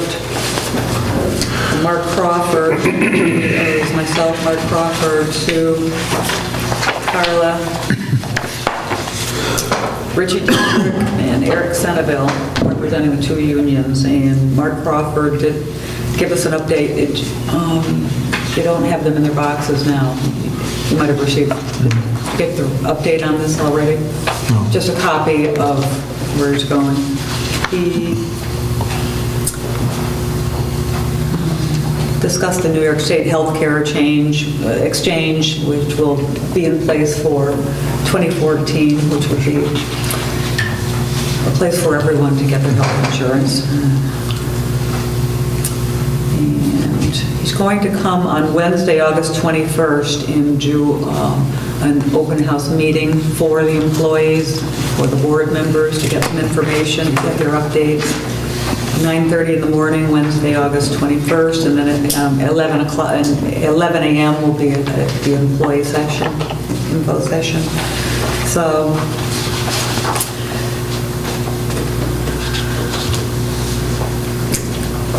the projected increase in the in the health insurance for employees, which he will confirm in October, is 16%.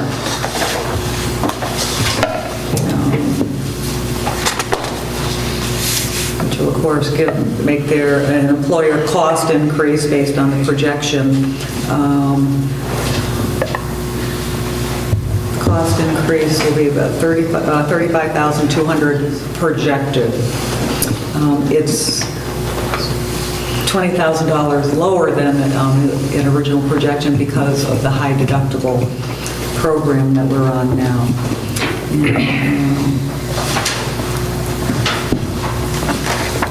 Are the unions going to have to sign off on that, Deb?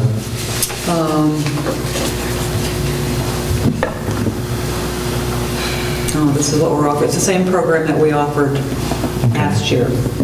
Right. Okay. But what we will be doing this year is adding an additional flexible spending account. They'll all have the health savings account, Okay. but the board tonight will actually, if you will, approve that. That'll end the PERB hearing and us offering allegedly to two different plans, and not to everybody, and it'll keep it synchronized. So everybody will be on a health savings account, and the account could be a flexible spending account. So all the adult children in Medicare who had not qualified for the HSA will ultimately be covered by adding the flex spending account. And that'll be the cost of, and that's not right, I sent you another day. That the deposit of $1,950, that's actually the town's contribution out of a $2,600 employee cost. So that those numbers should read $2,600 and $3,900 for two-person.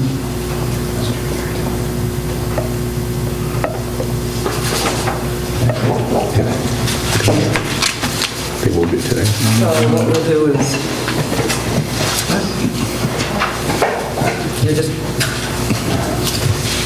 you're just waiting your turn? Waiting my turn. Okay. So, here it is. So we need a resolution to approve offering, and this has gone through Tammy Williams from the unions. The health insurance offering still one plan, the high deductible plan to everyone, union and non-union. The employees can choose a health savings account or a flexible spending account at a contribution of 75% by the town towards the high deductible. And it'll be $2,600 for single and $5,200, of which the town, the $2,600, the town's contribution is $1,900, so these are the employee costs. The main difference between the two is that the remaining funds at the end of the year in the health savings account will be retained by the employee, and the remaining funds in the flexible spending account will revert back to the town. These two plans are being offered because not all of our employees are eligible for the health savings account. That would be either the adult-child exception, of which we only have a couple, or those on Medicare and other certain restrictions. So finally, there won't be any. Everybody will be able to fit into those two plans. And this will also fulfill the PERB, Public Employee Relation Board hearing requirements. So I need a resolution to approve the offering. It's gone through the lawyers and... Are you moving it? Yeah, I will. You move it, I'll second it. Discussion? All in favor? Aye. Opposed? Aye. That carries.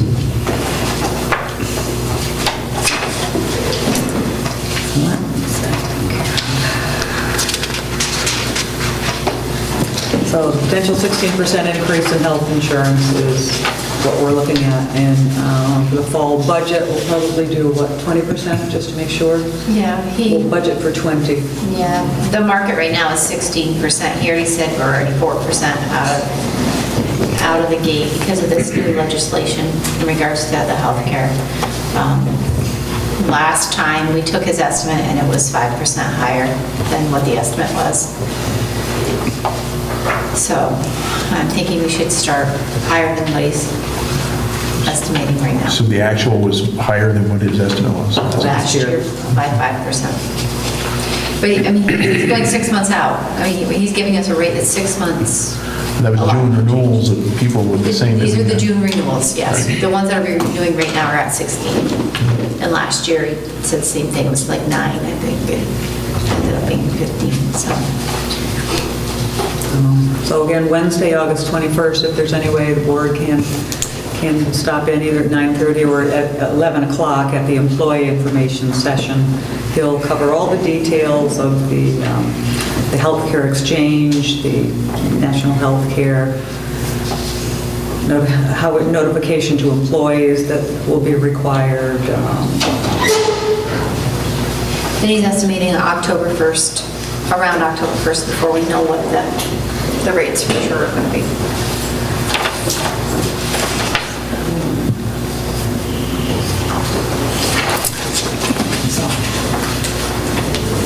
Your bill passed the Senate today and was referred back to the Assembly. Oh, no kidding. Good. Our health care reform bill that came out of Ticonderoga? No. For Quizno retirement. Retirement. Quizno, Dales? Yep. Is that the only piece? That's just a bill on all its own? Yeah. Good. So likely tomorrow.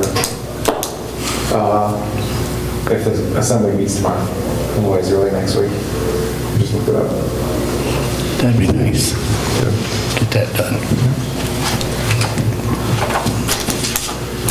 So that was it for the insurance information. Blew me, but that's what it is. Contract negotiations, we were scheduled for, what was it, a couple of days ago. The point it was canceled. So now the labor negotiator and Tammy Williams, the union rep, they're working on scheduling again. And Tammy says for her schedule, it looks like August or September, so it just keeps getting pushed further away. She's being transferred, right? And she's requested transfer to a different. Let's see.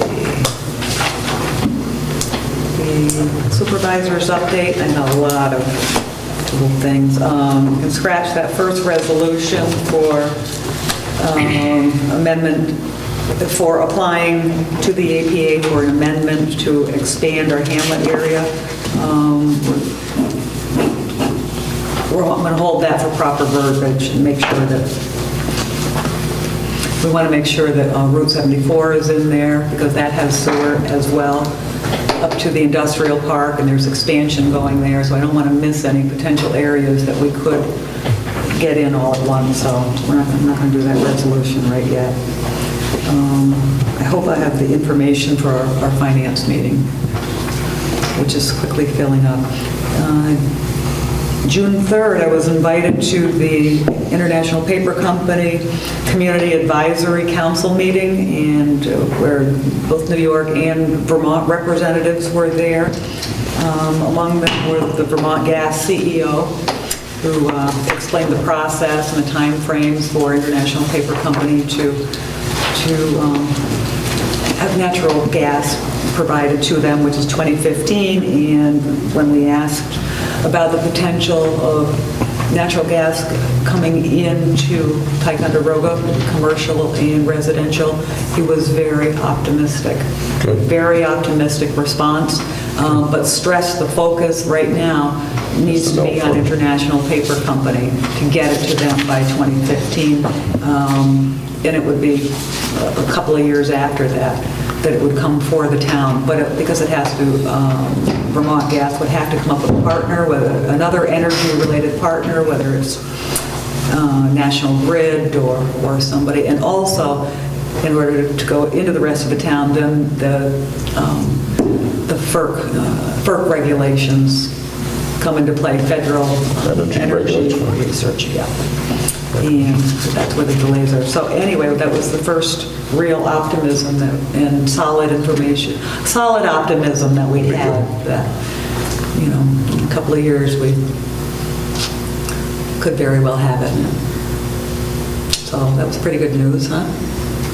Absolutely. Isn't that good news? Since the beginning. Yeah, well, we know.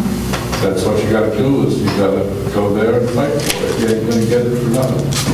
Let it be done. So that was very good news. But again, got to get it to International Paper Company first, make sure they're secured, and then the process takes place. So that was pretty good.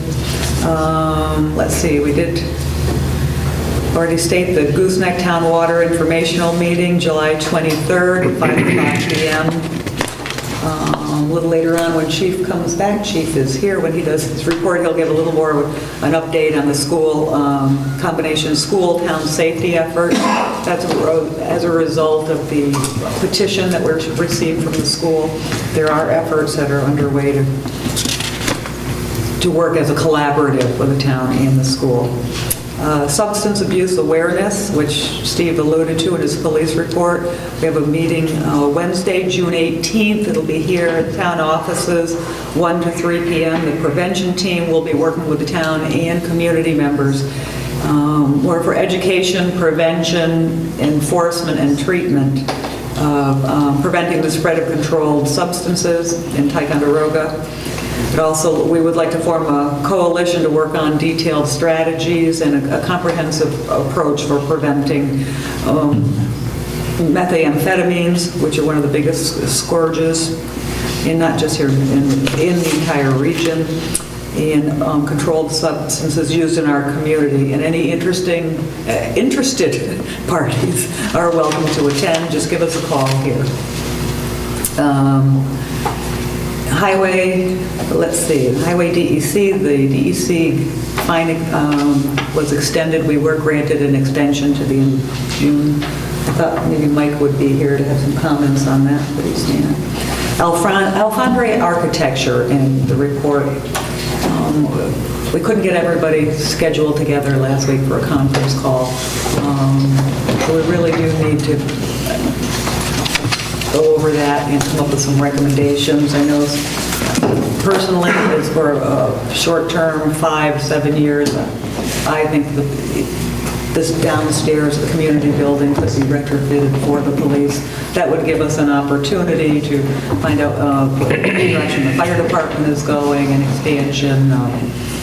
That's my suggestion. So, but anyway, I'd like us to sit down and have some more, get some more input from us, so if we can set a date to go over their recommendations, just because of the, Well, their initial recommendation that they put forth was that the police department not be in the bottom of this building. right.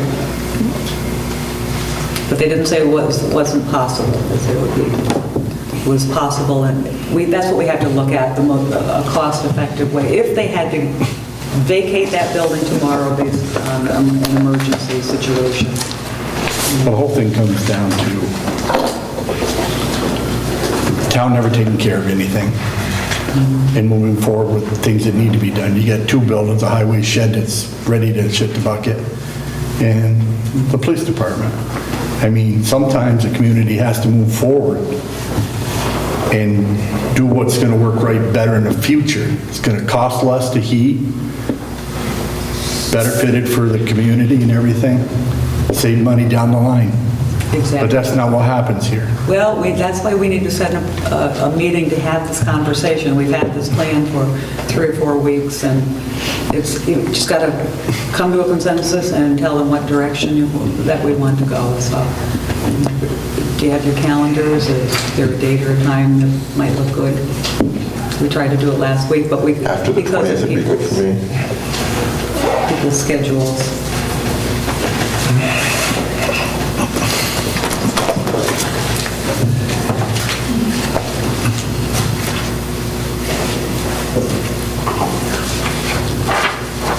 Wayne, it's hard for Dave, his restaurant is open now.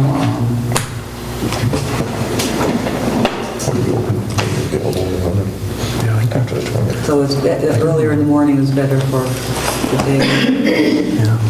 And after the 20th, you're good in the morning. Yeah, I can be there, just tell me when. I can't be there the 21st or the 26th. 21st is this Friday, huh? 21st is Friday, I gotta be Saranac Lake, I gotta go to Hawes on the 26th. Maybe the 24th, 25th, maybe. 24th, 25th, 25th again. After 10, I'd be okay on the 25th.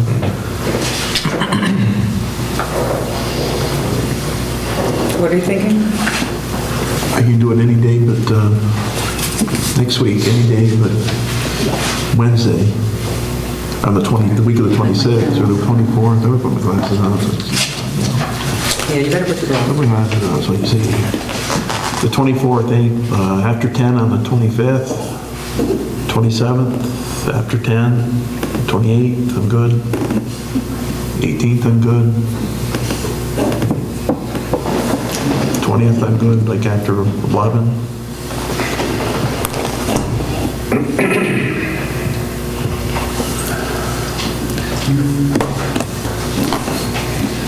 The 18th, the Parks and Recs and Buildings meets at 10 o'clock. We're usually done by 11:30. I'll be all right. Dave will be here for that too, won't he? It's supposed to be. That'll be good. Figure you'll finish about when? We don't have a lot to go over. You say that 11 then, 11:30? Is he gonna be here, Alfondre, to kind of walk us through this thing? Probably by phone. No, we can do a conference call. He doesn't need to. You got the plan, right? Yeah, I got it here. It's considered a special meeting, so you have to pass the Yeah. resolution.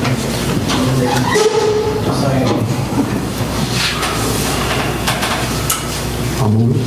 We have a special meeting on Tuesday, June the 18th at 11:30 to discuss the Alfondre proposal. I'm not gonna be there. You can't be there?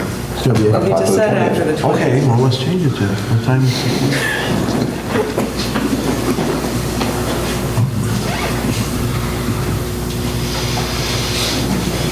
20th, 1 o'clock? The 20th? After the 20th. Yes.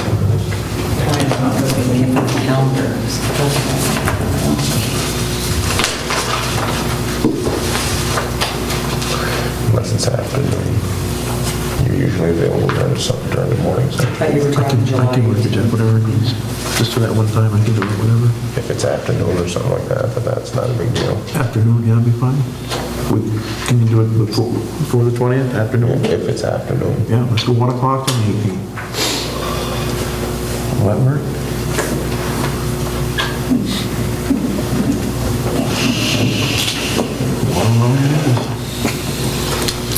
Tuesday, June 18th at 1 o'clock. 1 o'clock. Somebody seconding? I'll second it. All in favor? Aye. Aye. And that's to discuss the Alfondre.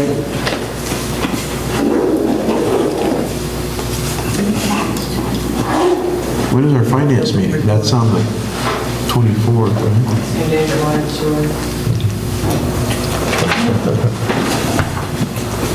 Can you put on there any other lawful business too? Where is that? There's no say the 25th, isn't it? Water side. Yeah, police is here, water sewer is here. I didn't hear you that. I'm meeting with DEC that morning on the highway garage stuff, What day is that? Tuesday morning. The 18th? So if I get some sort of idea of what they want to do, I'll jet over from Lawrenceburg Okay. and try to catch some meeting. That'd be excellent. And any other lawful business? Exactly. I'll just put it in my calendar. The way that consent order is written, Matt, the way I read it, Are we all in favor on your special meeting first? Yes. All in favor? Aye. That carries. go for it. As far as the way I read that consent order, it's $40,000 fine, $46,500 worth of remediation.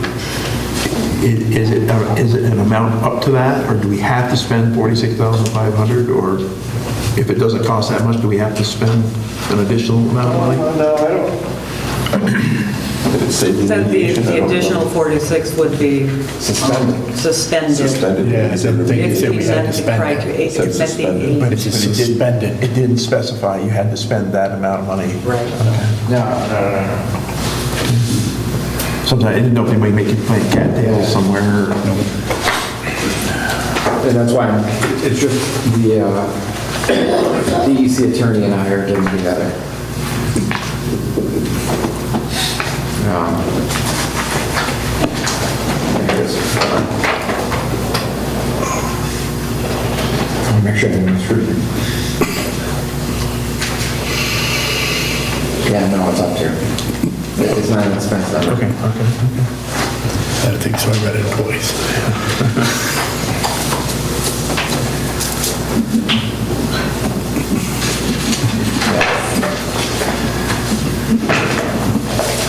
Yeah, no, it's a suspended sentence. The total fine is 86.5 and then it's suspended. 46. But that's what I'm gonna try to do is work on the other number. See what we can do. Work on the 40. Yeah. It could have been the 37,000 a day for all the days it Oh, was yeah. not turned in. But I have some thoughts on it that that's why I wanted to meet with Scott myself.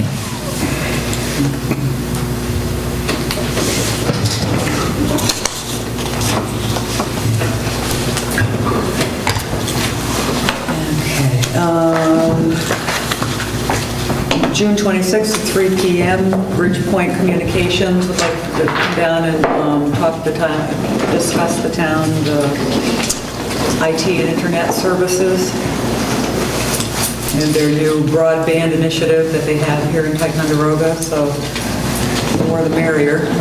Get more information and find out about the advantages, disadvantages of Time Warner versus Bridgepoint Communications and broadband. And so certainly welcome.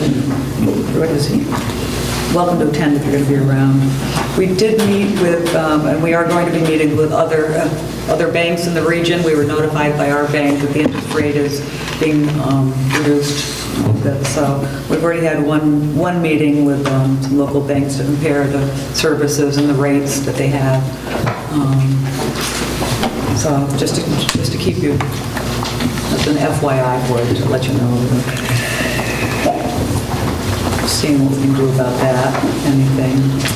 North Country Community College, town parking lot, we requested from North Country a swap, a parcel swap for out here on the Depot Drive for additional parking. Actually, the highway superintendent, Mike, wanted that additional piece for parking because we had taken 2 or 3 parking lots off Lake Champlain Avenue because it was so difficult to get out of this area. So we did get which North Country is amenable to it. And they wanted a sidewalk or something put in from this potential parking lot onto their property in return for it. We would have to pay their legal fees, which are about $5,000 for that. And the assessor did say that the value of that the $5,000 does not exceed the value of the property. So, and I've got that here somewhere for you, Matt. I'll get it to you before the end of the night. So, have any questions on that? The board had already moved to go ahead with that. That's a slow process because they only meet once every couple of, North Country meets every couple of months.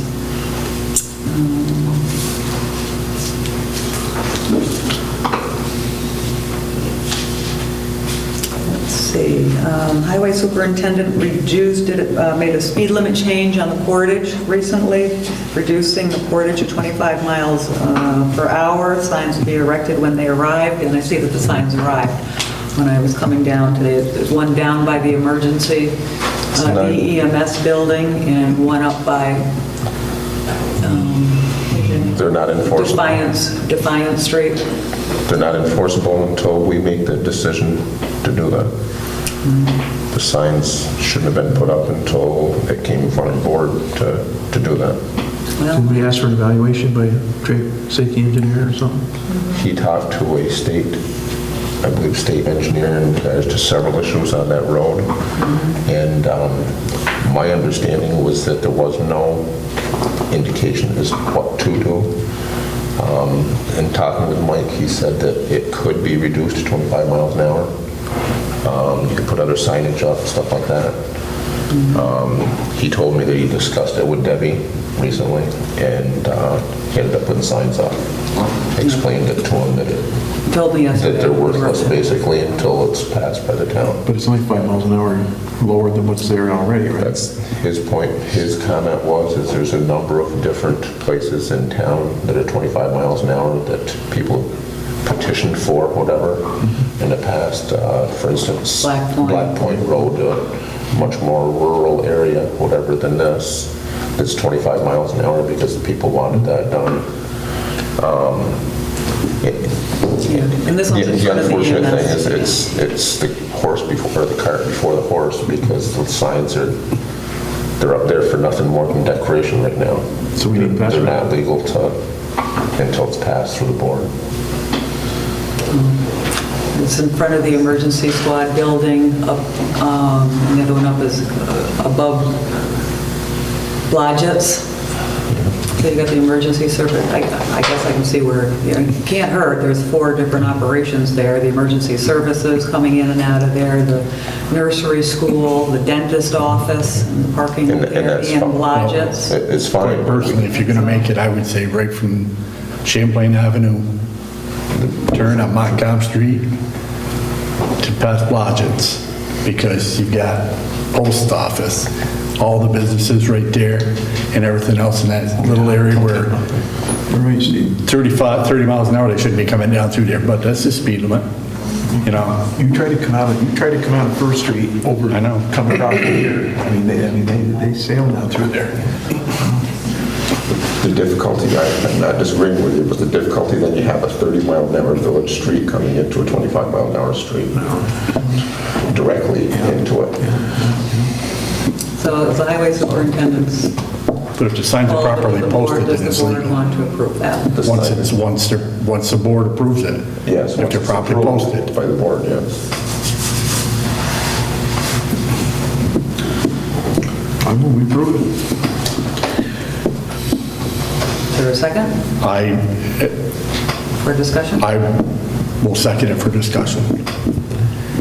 Myself, if I was going to approve it, I wouldn't approve it for a 500-yard section. I would say we take it right from the beginning of the road, Champlain, to just past Blodgett, where the last business is up through there, because the road widens out the rest of the way up through. But when you come around that turn, then you come down through, we start having businesses, the ambulance squad. Where you're saying, at the V? No, all the way down to here he's talking about. Yeah, right to Down to the, Montcalm Street. because you got businesses all the way out through there.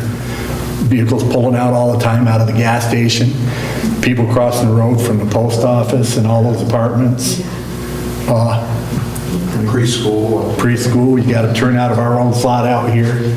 But sometimes you're taking your, Life in your hands? yeah. You know, I agree with Steve. Can we change the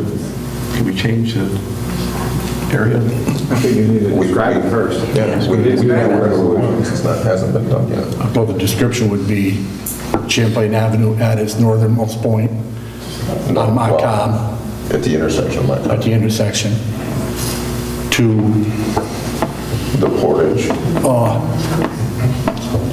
just Defiance past, Street, the Portage, or Battery just Street? past Battery Street. Battery Street and the At Portage. the intersection of Battery and Yep. portage. Okay. And then at that point, you go back to 25 miles an hour again. That is, That's way up, isn't It's it? out by yeah, but that's already, Mossy Point, That's right? past Mossy Point, now it's 25 miles an Yeah, hour. 25.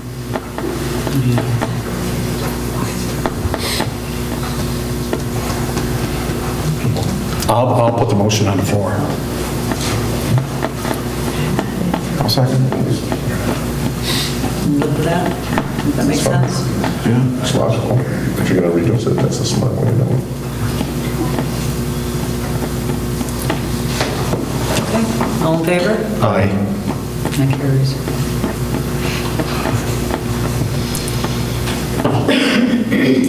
We can have him now move the sign To the appropriate slot. to the Yeah. proper locations. CRM Management, I did get a notice from them. They're the builders of Moses Circle Apartments that are under construction now, going up quickly. Got a notification that they are now accepting referrals.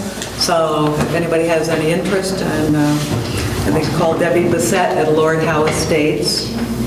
Is it all low income, Deb? Is it- or- I think it's got to be in It's medium. age. Yeah. Am I old enough? Call Deb and get some more Am I information. old enough? Yeah, we're getting older by the hour. Close. Abishan Hardware, the grand reopening tomorrow, 10 a.m. The board is invited, an invitation to come and thank them for expanding their business there. In that parking lot, or the remainder of the parking lot that the town used to cover with insurance and no longer does, that'll be not accessible to the public. June 1st, I think Real said, what's left of that parking lot. Will not be accessible to the public? Yeah, the Reals are not leaving it open to the public. Is that going to be posted, so to speak? It would need to be posted then, correct? If it's private property, it's open. We received, I think you all got a copy of it, a really wonderful letter of appreciation from the chemistry teacher, Paul Jebb. Derek took the chemistry class for a tour of the Gooseneck facility, and they were very impressed. And also got a thank you from Donna we will thank you, Donna Van Wert, for her donation of a Newport plum tree, which is down in the park. And I think it's like very tall. It's not a small tree, it's a good-sized tree. And it's in honor of the Shaw family. We did receive a thank you from Squadron 224, Sons of the American Legion, for allowing them to sell their raffle tickets at the transfer station. Dinners and raffles are a key to the funding efforts for the American Legion, and for all the good things that they engage in. I think I already mentioned this. Mark Crawford, Burnham Financial donated a check for $1,000 to the 4th of July Committee, which was one of the biggest donations they've gotten. Let's see. APA permit approval, Jay Wells and the mini golf and driving range out of the former Five Nations. That was approved by the APA. And IPCO had an APA approval go through as well for part of their treatment facility. Just to give you an idea what's going on up there. Essex County, the invasive species transport law to include Lake George only was moved to be introduced. So public hearings will still have to take place in the future. And there's also a public hearing on the closing law for alcohol, selling and consumption. That's actually tonight as we speak, so, which Chief John's at the Essex County Courthouse. Matt Courtright was appointed to the IDA Board, Industrial Development Agency, and that's quite an honor as well. Congratulations to him for being appointed. And also thank you to Georgia Sanders. She served on the IDA Board for quite a number of years and served quite effectively. Helped get some businesses down here in our industrial park, but not just in Ticonderoga, but a seat on the board looks out for business and industry around the entire county. Let's see. In that nutshell, we've been voting on keeping the taxes down at the county, hiring freeze, new positions, and overtime reductions.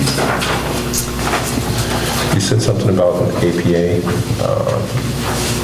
stuff there with a couple different things. We had a thing back a month or so ago, maybe a month and a half ago, we got a letter from the APA in regards to some kind of permitting at Treadway's Service Center there, or not Service Center, or his motorcycle places there.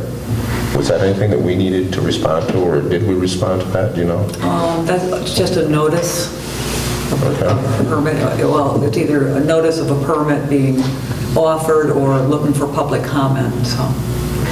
Did we? Was it looking for, which one was it? That's what I don't know, that's what I'm asking.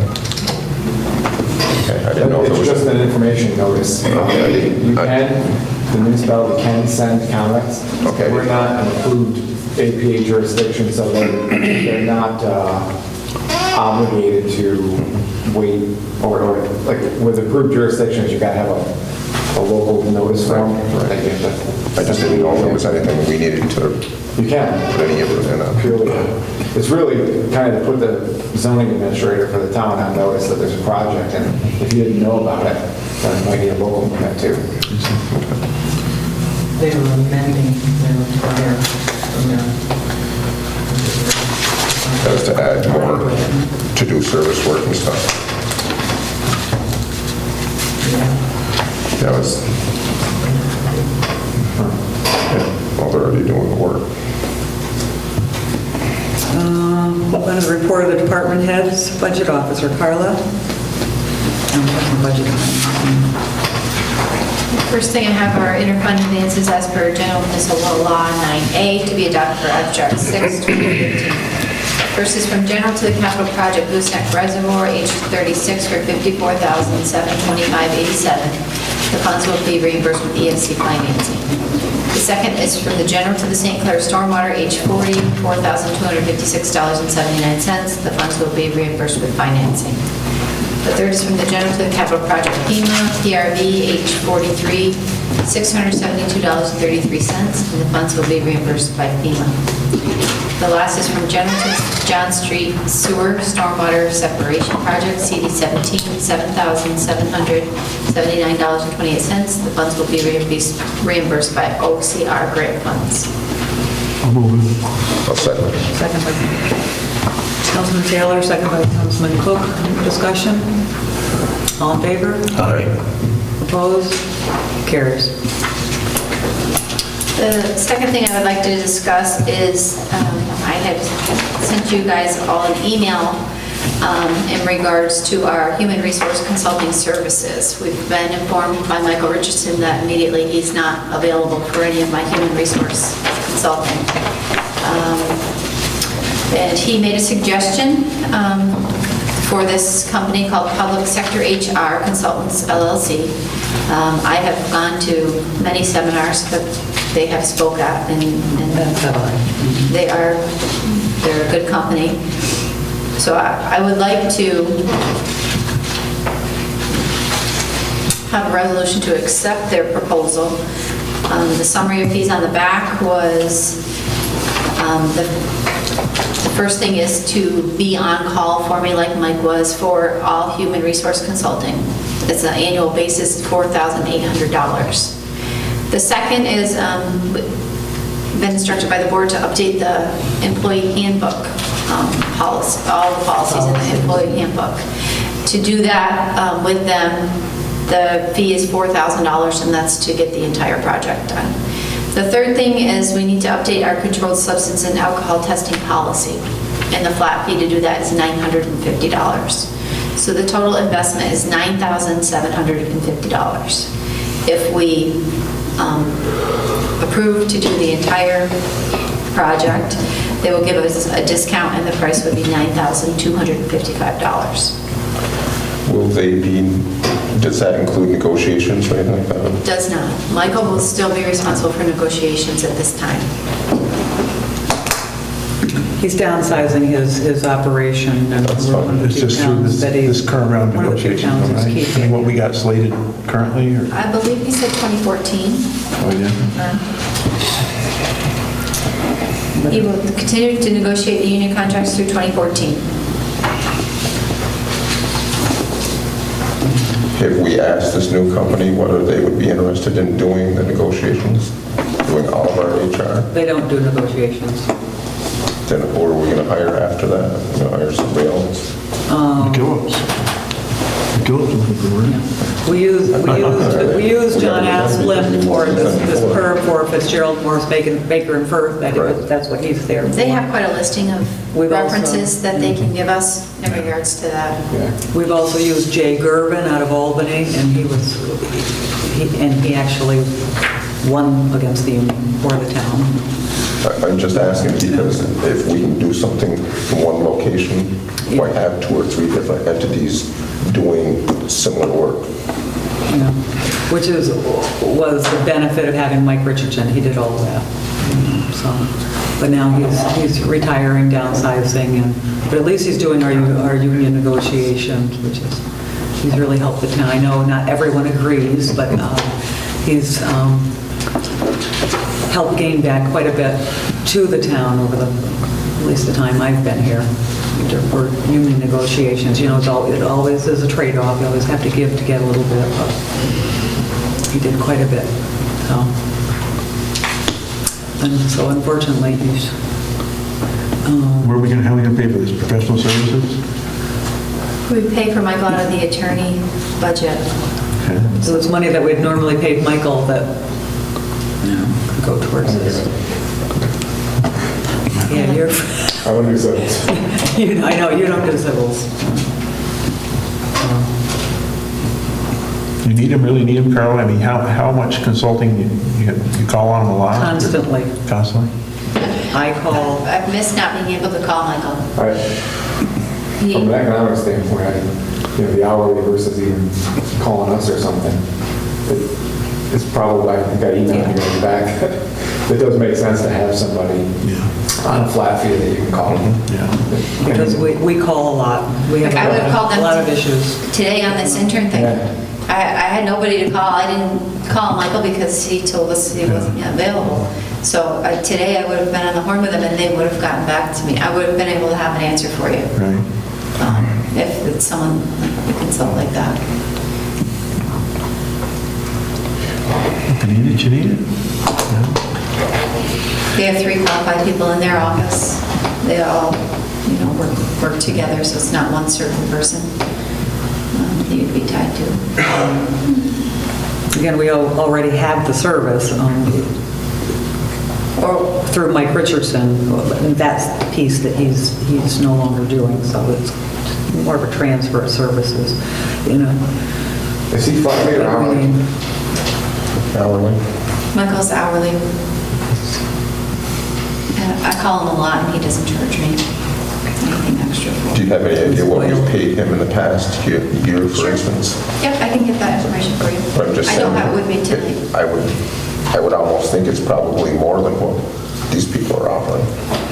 I'm guessing it was less because we didn't pay him like $4,000 to rewrite our employee Right. manual. But what I mean for what they're offering, their service, it sounds like that's less than what we've been paying.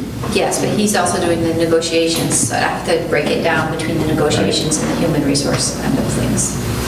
I'm just trying to say that, the difference in the number.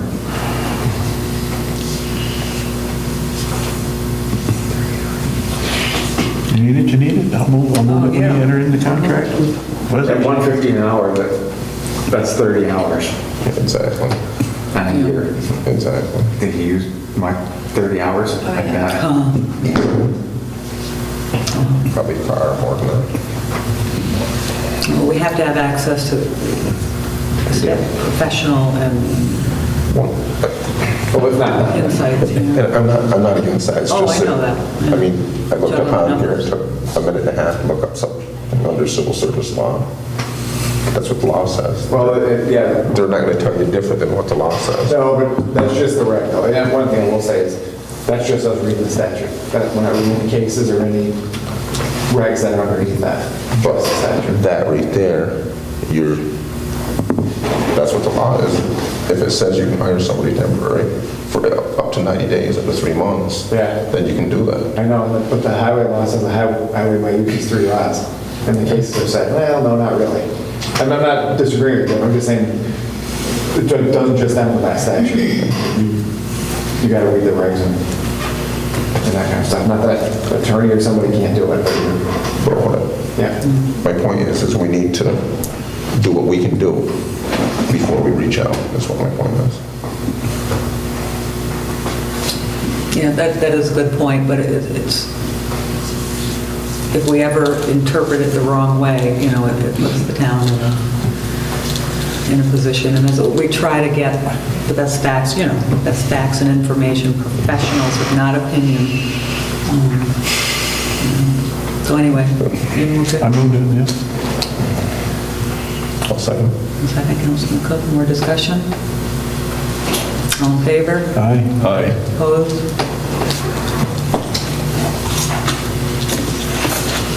Oh, gee. The board had instructed me to send a certified letter out to an employee in regards to leave of absence, and I have not. The letter that the board instructed me to send a letter out to an employee in regards to a leave of absence. I have not gotten a response. I didn't know what you wanted me to do about it. Since certified. I sent it certified, but we didn't, Certified. yeah, there was no stipulation. I mean, do you want me to send another one with a stipulation of a date? That was on another It project. said as soon as possible, kind of thing, but what is our next step? That was more information. Yes. Or you could, one thing you can do is you could deny it without prejudice to reapply. Or say, if not, if information isn't submitted by a certain day, it's denied without prejudice to reapply. Or reapply. I mean, I hate to deny anybody, if they absolutely are in a position where they need something, but we're just asked for a simple piece of paper to cover, the legal ends of this. It's just... That's the way I would go. And the thing is, right now, is if we deny the leave of absence, he's not working anyways. Right. So then what becomes of his unemployment status? Is he either an employee or is he not an employee if he's not working? This is the time frame when that work is being done. So then we need to deal with whoever we get a hold of to find out what that is. The easiest way would be for him to reply with the information you need. And this doesn't require in-depth detail, right? Verification. You were looking for an explanation. Sufficient reason, and I sent them a copy of the personnel policy that says, what the reasons need to be. So we'll do that. So submit another letter to him, Certified. another certified letter. Yeah, he did sign this, he delivered, it was delivered. And what would be the time frame you would like a response by? I'd say 15 days. I mean, you got one letter already. 10, 15 days. Yeah, I think that'd be reasonable. And he didn't respond at all? He didn't? I did not get any word.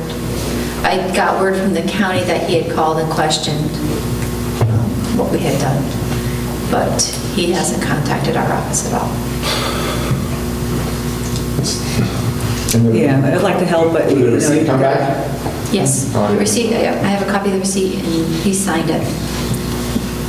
15 days. He's already got the other one. He sat down and think about it. Just got to respond. Yeah. Yeah, no, that's what I was just going to ask you. You can have a resolution to deny it without prejudice if a response isn't received within 15 days. I'll make the motion. And then would we be referring it to the HR people to see where we go from there? It's an unexcused absence. What? Right? That's what the point is. I mean, it's You're in, I know, you're in the period right now. when you need help. there is no, it doesn't mean a single thing at all if we don't do something with it. Right. This leave of absence means nothing. What we're going through right now means nothing if No, we are... If we don't, but what I'm saying though, you can give somebody leave of absence if they don't work and we don't do anything about it. What does it make a difference? So are we going to take and deal with it through HR the way any other company would or something like that to see whether, is this guy going to continue employment? Or if he just doesn't do anything, Well, he's seasonal, he's a seasonal appointee. He Yeah, wasn't- terminated. For this season. Terminate his employment if he doesn't answer. Yeah. It's not seasonal any longer. You guys changed that. Well, it still doesn't matter. If you don't respond to it within a certain time to conditions met by the employer, you can cease to be an employee. Is that what you're asking about? Yes, basically, well, I didn't know if we needed to. The thing Go is, through the with the leave of HR. absence, you can hold his job for it, the slot. That's right. He wouldn't fill it. Exactly. Someone else, so. But you're recommending to deny that without prejudice and to resubmit. That's what this resolution is right here to do. Resubmit. If he doesn't submit If he information within 15 days. doesn't respond within 15 days. If he does not respond within 15 days, With sufficient information. what is the recourse? I'm just saying, please respond within 15 days with sufficient information, or am I putting a second part to that letter? That's what Jeff's asking. And that's what my point is. Are we going to say either respond within 15 days or he doesn't have a job? Or are we going to Or your respond request within is 15 denied days? without prejudice, isn't that what? Well, no, what Jeff's saying, what he's saying is, okay, we're then going to take it to the next step and say your job's done. It's just not an excused absence. You're terminated. If you simply say, then we're going to That's what I deny said. this. Yeah, That's my meaning was if he doesn't respond within that time period, You're doing then nothing. then you're terminated. we terminate that Exactly. Yeah. That's what. employment, and there's nothing wrong with that.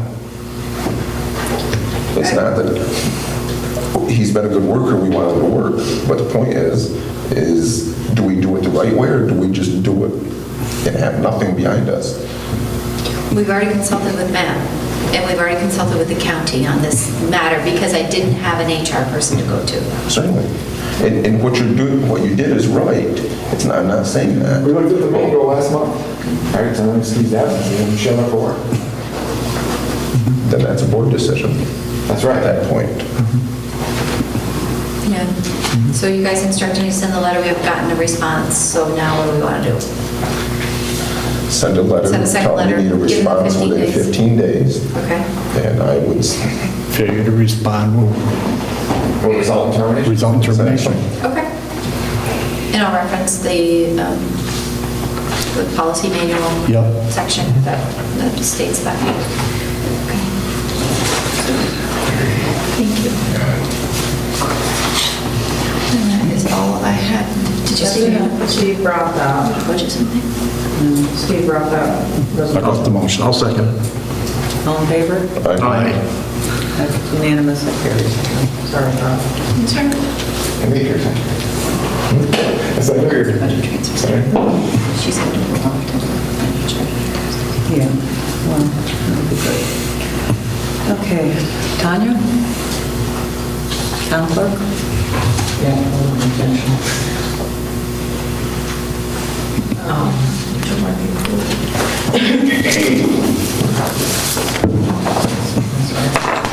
I sent you guys an email about a uniform notice of claim certificate. General municipal law requires the service of the notice of claim upon town precedent filing a suit for this personal injury or property damage. Effective June 15th, the person wishing to sue the town will have another option for the service. Did you guys read this? yes. Do you want me to read this? I'm asking the board that we participate in this and that we pass a resolution to require the town to file a certificate with the Secretary of State designating the Secretary of State as an agent for the service of a notice of claim. Their certificate to include the applicable time limit for filing the notice of claim, the name, post office address, electronic mail address.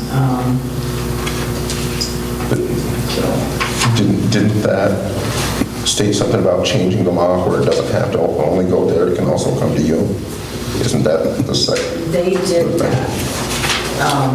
Effective June 15th, the person wishing to sue a town will have another option for serving a notice of claim upon the town. But I think we have to do something to, not necessarily authorize it, but acknowledge it, no? I don't remember reading it. Adopt a law or something? I remember reading it something about, that we had to I thought we had to do something as far as acknowledging it, or at least sending a letter back to the Department of State. Something That's- like The that. state's changed that law for final notice of claim, so they will have the option of serving the Secretary of State. But from what I remember reading, is something that they changed it where they don't have to own, they can also, the changes is they can also serve her. In addition to delivering a copy of the notice of claim to the town clerk, the town supervisor, or an attorney, regular information representing the town, a notice of claim may be delivered to the Secretary of State. That's the other one. Kind of like serving a corporation. Right, and this resolution allows, What you want to do is designate somebody Right. who's going to be the person that they just mail it to. And that's what it was referring to. Yeah. What I was talking about. Yeah, so it can be the town supervisor or the town clerk. Right now, it's the town clerk. And unless No. you don't come with that. It should stay with the keeper of the records, that's I would agree. what the town clerks are, where the official documents go. so you want to, this resolution will designate the town clerk position to Ticonderoga. do that. Yep. Is that something you want to? I'll move it. Second it. All in favor? That's unanimous.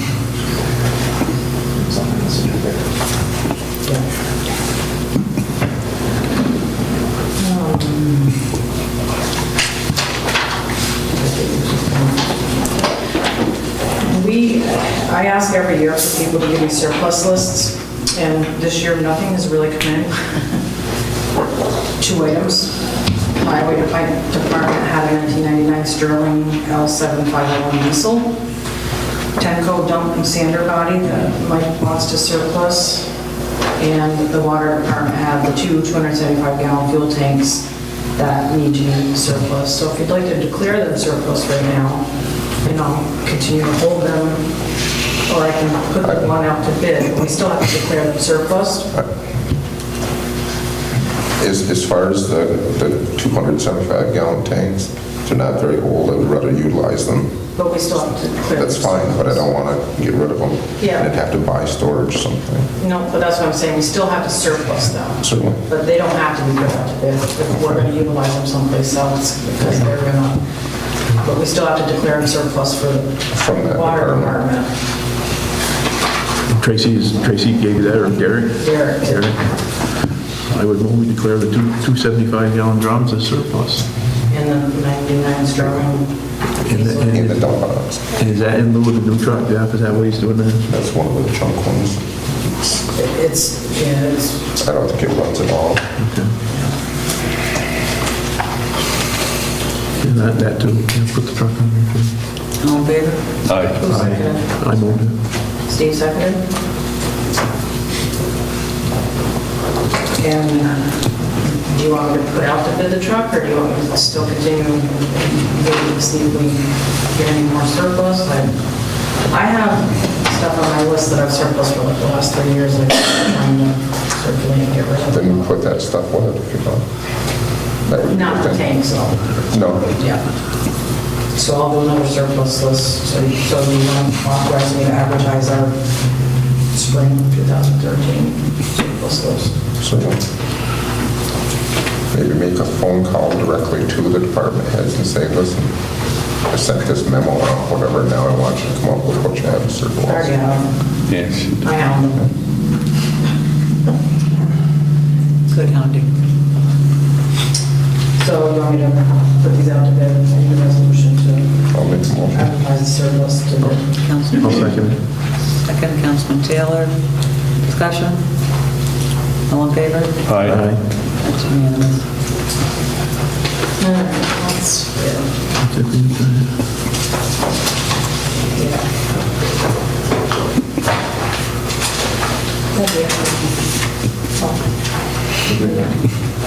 We didn't do that.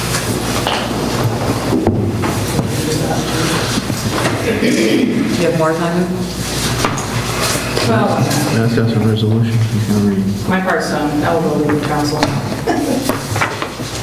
I just have from Kara the resolutions for the back truck. At the one with the capital fund balance, the second resolution, there's a, on the second whereas, talks about the cost of the equipment has been reduced by $9,800 because the chassis was deducted from the bid. Okay. That's not accurate. It was because we went with a Freightliner truck as opposed to a Navistar.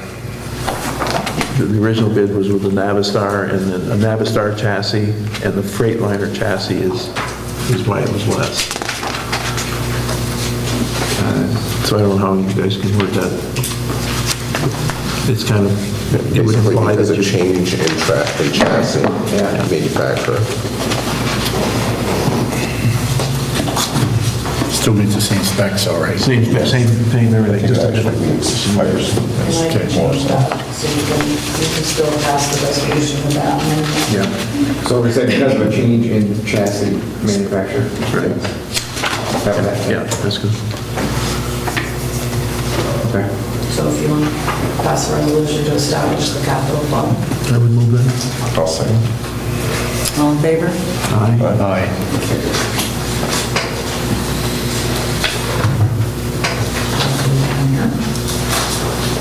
Oh, I'm sorry, I need a roll call. We gotta have 60% in favor, right? What's that? Gotta have 3 votes in favor. Deb Mulaney? Aye.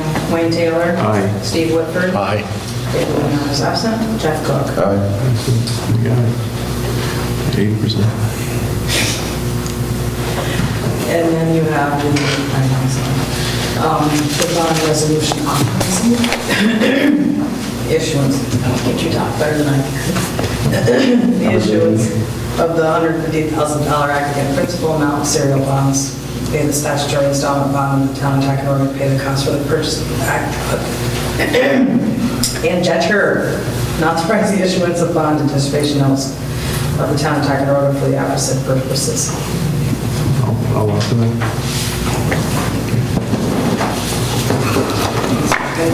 I'll second.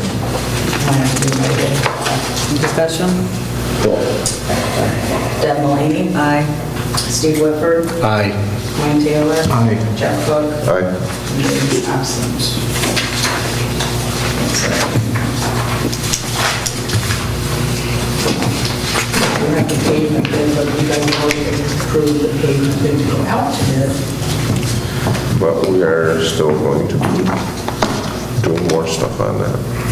Still has to be amended. Yeah, I'm just not sure how you're, Karen and I talked about it this morning. I like the proposal, the one she sent up, 2 and 3 were nice. I mean, she sent one at like Proposals. 4 o'clock. Yeah, as examples of what's specifications. How to specify, because it had provisions for raising manholes, catch basins, valves, lots of stuff in there that you could use if you needed to. You don't necessarily have to, but you could. That stuff should be in there, which it is not. So, Yeah, Kara sent it like at 4 o'clock or... I didn't get it. Matt, I got a question. We have got lots of issues of people filling over buried infrastructure. Oh, where are you? Oh, wow. Manholes, valves. We have sewer lines in the ground that we don't necessarily have an easement for. Okay. Okay, from the village days, and then people know this, and they're just coming in and filling shot rock, concrete slabs. What can we do? One of the things we talked about at the last meet, a week ago or so when I was up, that's the land use reg. You know, so that's taking a look at zoning and site plan and things like that. But also, one of the things we talked about is the stormwater regulations. You know, it has a huge stormwater impact. And right now, the trigger, you've got a gap is what you've got. You've got a gap in regulation, okay? And the state kicks in, the DEC kicks in at an acre. If you disturb more than an acre, and that would include filling, you need a SWIP. And if you don't, it kicks in DEC, a stormwater pollution prevention plan is a SWIP.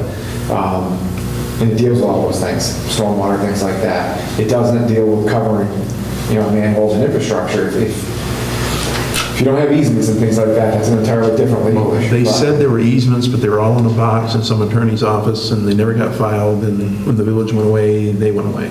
You know, that's kind of the off the cuff. So you don't have them, yeah. So we don't have them. Right. So, but by virtue of the stuff being there, by default? I mean, there's no, There are prescriptive easement claims and things like that.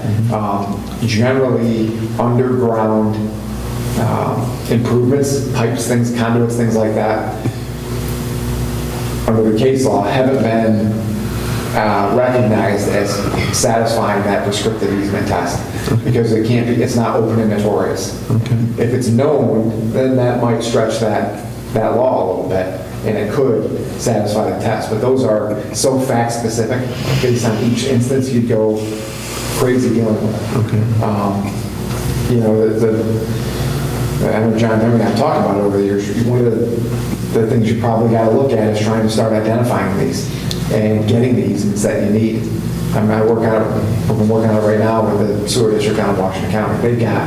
You're not alone in this. A lot of cities, again, it goes back to the history where, 50 years ago, if the village needed to do something, they needed a sewer line, knocked on the door, the person said, yeah, sure.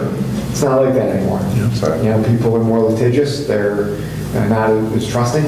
They question, and it's, there's justification on both sides, but you got to deal with that. So what I'm hearing you say is that in terms of the zoning, we need to amend the zoning to include fill as being a permit item, or site plan, or subject to site plan review? There's a bunch of different things, right? The causing stormwater issues and that kind of stuff, that can be a site plan issue, it can be a zoning issue, it's a fill issue, so there's stormwater regs, that deals with those things.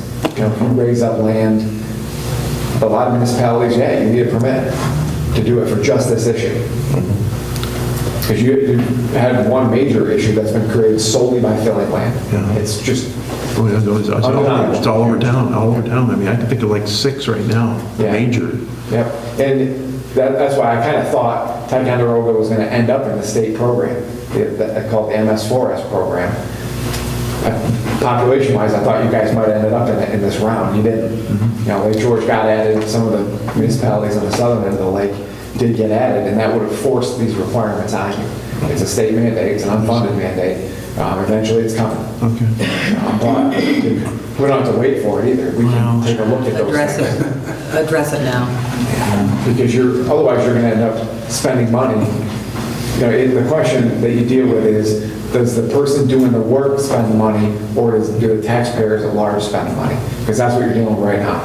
It's going to be taxpayers at large spending money to fix a problem caused by one. That's a kind of town-wide discussion. Certainly I wouldn't advocate for the town having to spend money on as a result of one individual, but that's a policy decision for the town. But to answer your question, yes, there are things we can do. We'll run it through committee again, we'll bring it up next water and sewer. I have pulled some stuff together for the committee.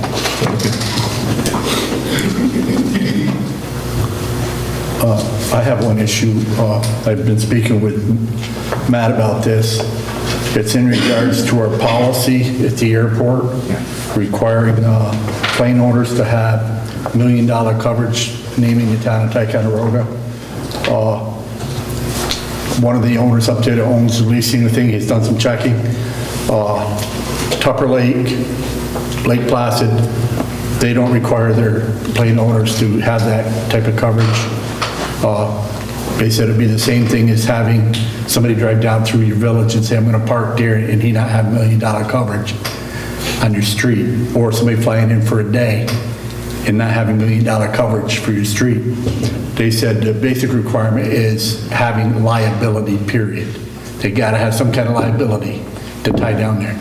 But they're not forced to have $1 million coverage just because they're staying in your airport.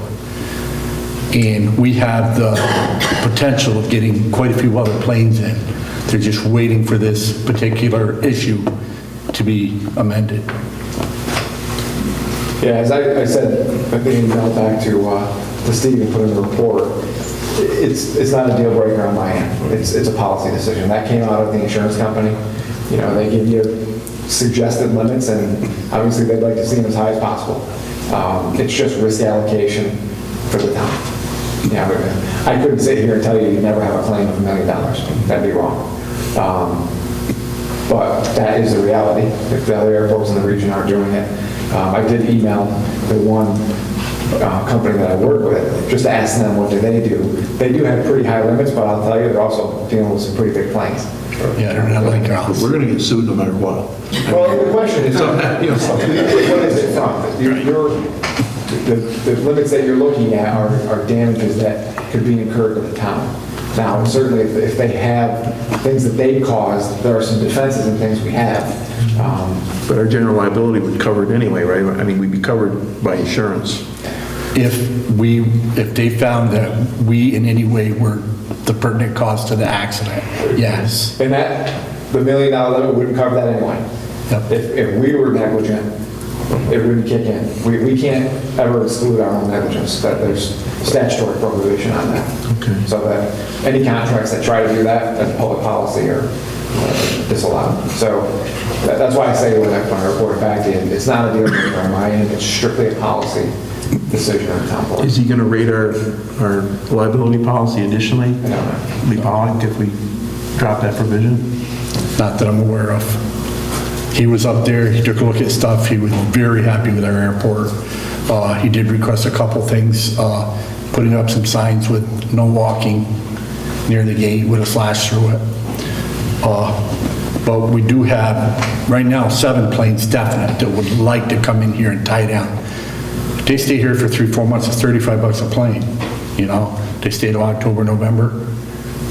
Any generated revenue is not hurting us. No, that's right. It's $35 a month, Steve, or a week? Yeah, A month? a month.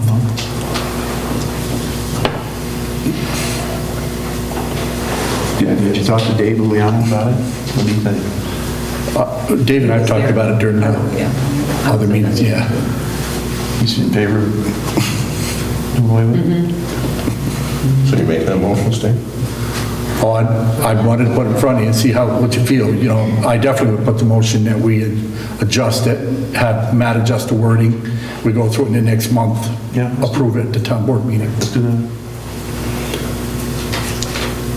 I'll tell you, these guys, Will you find out so if he's going to charge us more for our liability? I'll talk to Lee too. Okay, thank you.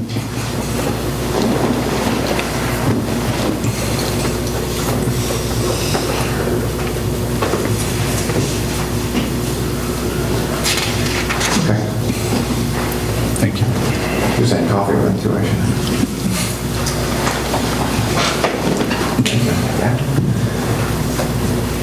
Yeah. He said all insurance is going up this year. Yes. Big time. That's what we were talking about. Anything else for now?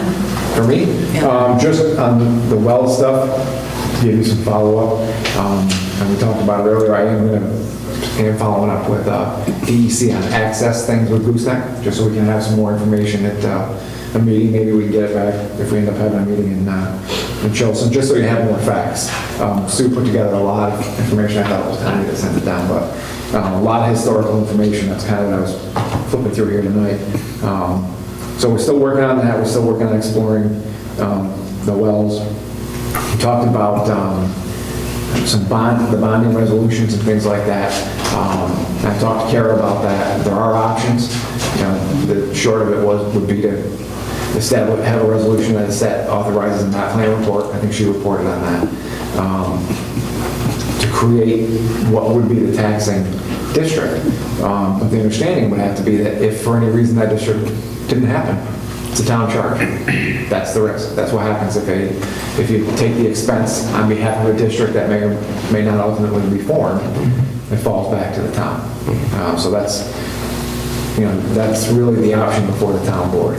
Is if you need to go ahead with a resolution for the project, that's what you have to do. You have to authorize the map plan report, then adopt the resolution that would identify that this district is going to pay for it.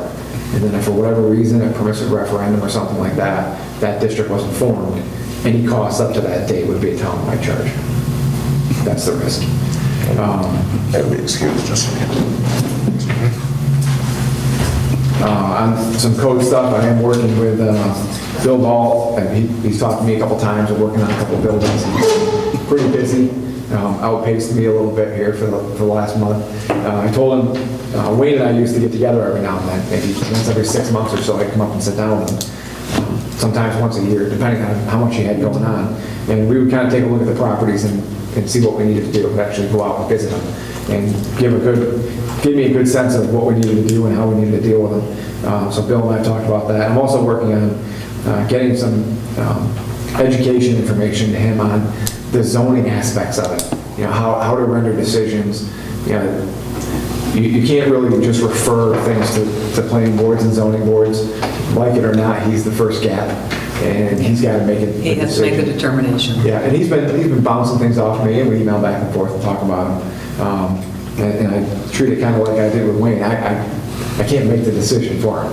I'm being proper, and I'd be involved in the decision-making process. I can give him thoughts on things, but he's got his hand around it, and I think when I get him the information, I think he'll be in better shape. We talked about the airport, and talked about the highway and DEC. I'm going up there to meet with them next week. Hopefully we'll have some resolution, one way or the other, on how we deal with that. He had, I talked to Mike Gary yesterday, he's talked about he's held up on a number of projects he's trying to do because of easements, the lack thereof. I guess they were in the pipeline. On highway easements? Yeah, highway for, one in particular was, there was one on Mount Hope Avenue. There was another one up on Colonial Street that they need. I have one. I'll follow up with him. Okay, because he mentioned it to me there yesterday, and he said he's... I have one that John actually just looked at it today. I'm going to fax it up to John Duncan tomorrow. Just got to let him to take a look at it, make sure it's got what he's looking for. Yeah, I have one on my desk. I'll follow up. Maybe that's what I'm looking for.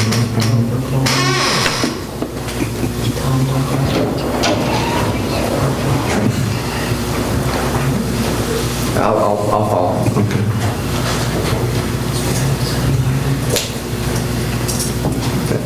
Good.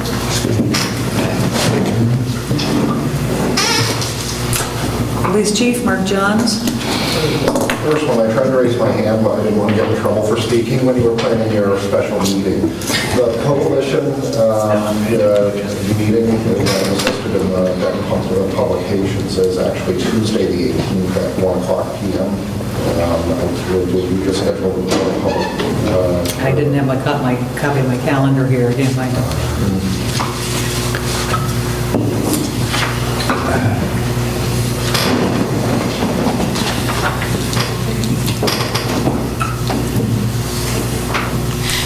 So would that be a conflict? It would absolutely be. I'll set it exactly. We'll have to, the board will have to. Do you want to change it to noon? What's that, the 1 o'clock meeting? Yeah. What is that? That's fine. Yeah, the earlier the better, I think. I mean, it's going to be a telephone conference. I should be getting done right. I should be done right. Okay. Noon it is.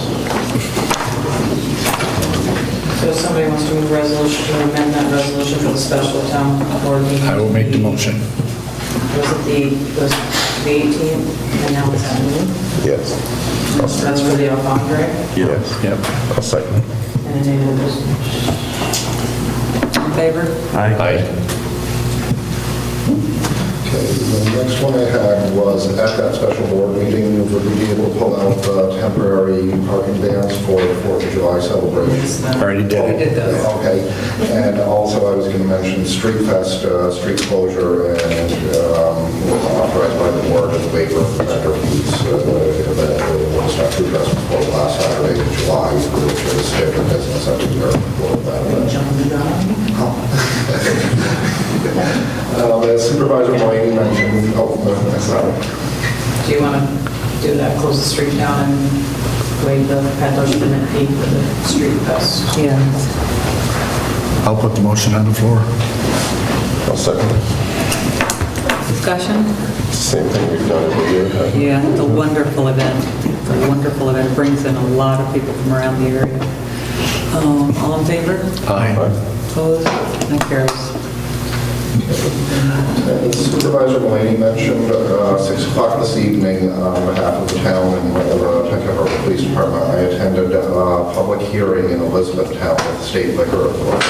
What that public hearing was about was in 2006, Essex County decided to change the closing time of bar rooms in Essex County to 4 o'clock from 3 o'clock that it was before. Now the county is looking to switch it back to the 3 o'clock closing hour for those licensed facilities. And I did express, in my opinion, that I thought that would be a positive thing for the town of Ticonderoga based on observations that our officers make early in the morning since the time was changed to 4 o'clock. We tend to have groups of patrons of those establishments congregating on the sidewalks until about 5:30 in the morning if it's a warm summer night, and that mingles with people who are going for their morning coffee, their morning walks, going to fishing tournaments. Business owners from the village of Lake Placid were expressing exactly the same concerns about the taverns and nightclubs in Lake Placid and congregations until the sun comes up on the streets there. There were 5 people that spoke positively for switching that back to the 3 o'clock closing hour, and no one expressed any negative opinions for that. So I think the liquor authority will be moving on that next Wednesday. Thanks. The last thing, Supervisor Blaney asked me just to talk briefly about preparation, the things that the police department and the school district have been doing to improve upon our responses to incidents that may take place in the educational facilities. Superintendent McDonald and I have been working very closely throughout the spring. In May, we actually attended a drill that was organized in Scroom Lake, where law enforcement and the staff members of the Scroom Lake School worked through a simulated incident together as a matter of training both law enforcement and school staff members together. We're going to be working on doing that in Ticonderoga in fall to actually improve upon training of both police and staff members of the school in Ticonderoga. Also, the superintendent has been very generous with the department. Our annual training day is scheduled for August this year. A good portion of curriculum on our 8-hour training day for all of our active police officers is going to involve responses to incidents that may be taking place within the educational facilities. Superintendent McDonald has offered his facilities for us for both our classroom training for the CPR, first aid, our other classroom training, and then to allow us to bring in a member of a SWAT team to actually update the training with our officers for the most effective and efficient way of going into an incident to help our officers be prepared to respond to any incidents. We're also working with the school. The other aspect, making recommendations to their policy and to physical improvements that could be made to their facilities to improve safety and allow the officers the time to get there to actually take care of the incident.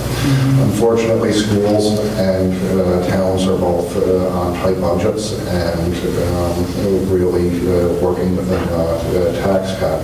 So we're really working on the training and our ability to respond quickly and effectively to incidents that would happen in the schools. But at this point, we don't have neither entity has the financial means to actually start assigning armed police officers within the schools at this point. I think it's a great way to initially address the petition, the concern that we had from the schools and the teachers and protection inside the school. But it's a bigger issue. It's bigger than just having one officer sitting in an office. And you've got 4 in the elementary, middle school. You've got 4 or 5 exits and entrances that one person can. It's just start with education and awareness and training, and while searching for potential grants for resource officer. Chief, what's the nearest police agency that has an active SWAT team? Rayburn, New York State Police has a team that can pull together for a response. We've also utilized in some of our incidents when we've called for a tactical team response. The Washington County Sheriff's Department will send us a tactical team if we ever need one. So we have 2 tactical teams. Their response time, though, is based on their distance and their recall time to get to their station, to get their equipment and response. We're looking at about an hour to have a tactical team. Do they have like an armored vehicle? They do. Yeah. Thank you. And just if I could ask for a very quick executive session to hopefully wrap up a very old personnel issue that, so we don't have to discuss it anymore. Okay, good. Just one thing I wanted to, you were out of the room, whatever it is, we discussed Patrolman Quisnell's retirement issue. And Matt said that it was, it went through. Passed the Senate today. Passed the Senate today. It's on to the assembly. So, Thank you. so you're aware of that.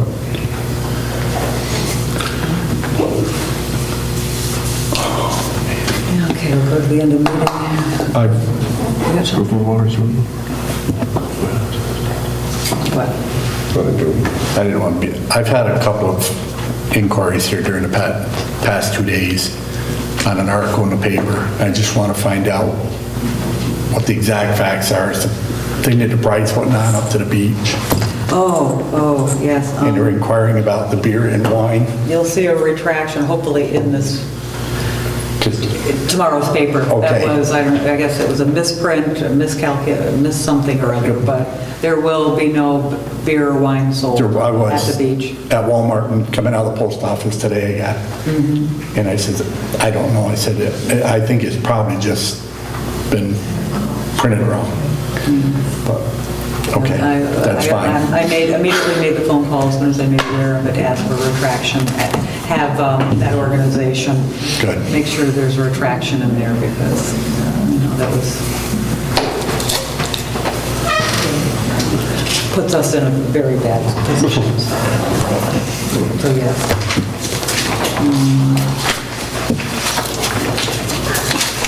Approval of the water and sewer reports. I'll move it.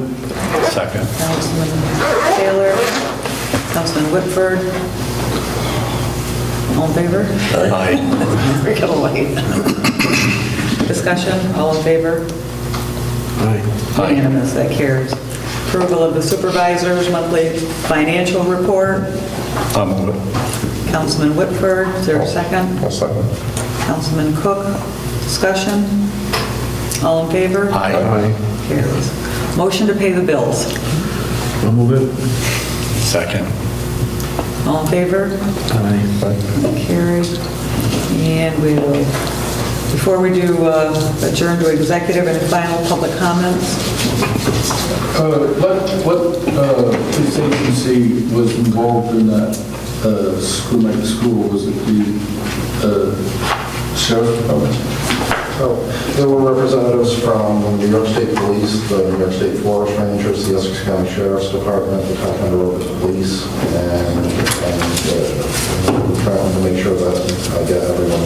Those are the 4 agencies that I didn't see at the Was the Thai police took part in it, or they were just as observers? I didn't expend the overtime to send an officer to participate, but in an actual incident, we would have responded and we would have participated in that. Likely would have been real life, but I didn't spend money in utilizing overtime to bring the salary. I just wondered, but I didn't know that if you might have missed it, on Channel 5, there was 200 new state troopers that just graduated within the last 2 years. And maybe it's time that we still have this discussion about the availability of an alternative police force. I know it's very impressive when you go by School Lake Barracks, the vehicles that they have in front of that barracks is very impressive. And the town of School Lake doesn't pay for them. good, thank you. Anybody else?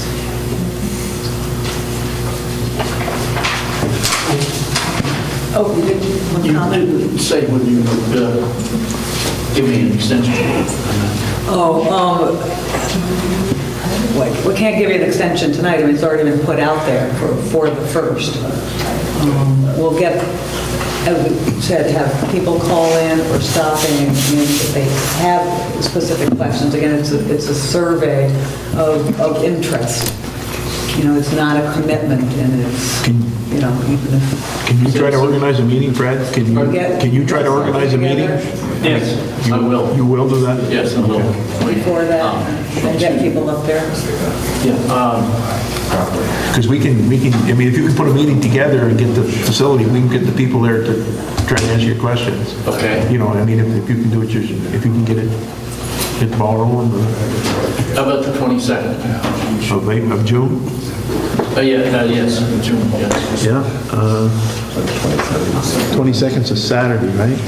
Yes, I figured, Yeah. unless Yeah. Tracy and them could get away Yeah, we could. another time, you know, I figured that's the only time that they could really attend that meeting. I can be there. I can find out first thing in the morning about them and give you a call. Okay? Okay? It's fine. Thank you. Yep. Is there a time? 22nd June? 22nd June is whatever time. What's a good time? I'll be there whatever time you need me to be there. Whatever time is. Let's say 6 or 7 o'clock, somewhere in there? PM? Yeah. Up to Which Joseph. would be better? 6. 6? Okay.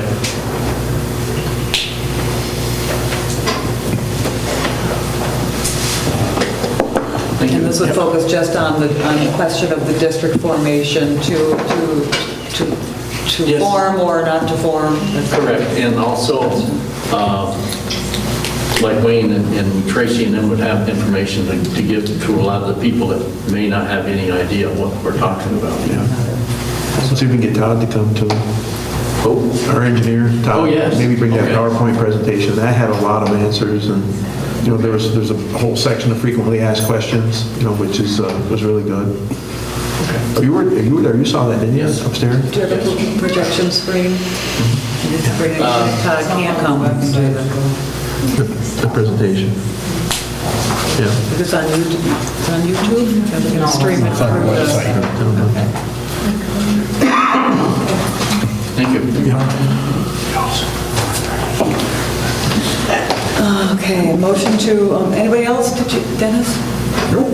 Glad that you joined us for the whole evening. It was very enlightening. I'm sure. I'll probably never join you on that side of it.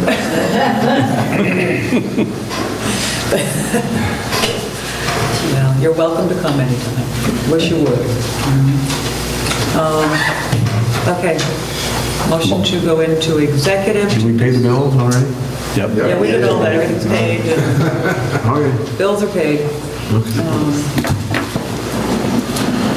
Roughly, what time did you call me, Wayne? I'm sorry. What time? Will you get up early? Yeah, I know that. Okay. 7 o'clock? Yeah, that's fine. I'll call you 7. Your number in the book, Fred? You good in the book? Yeah, 7672. 7, okay. Yeah. First and second, going into executive? I'll make it. Second. All in favor? All right.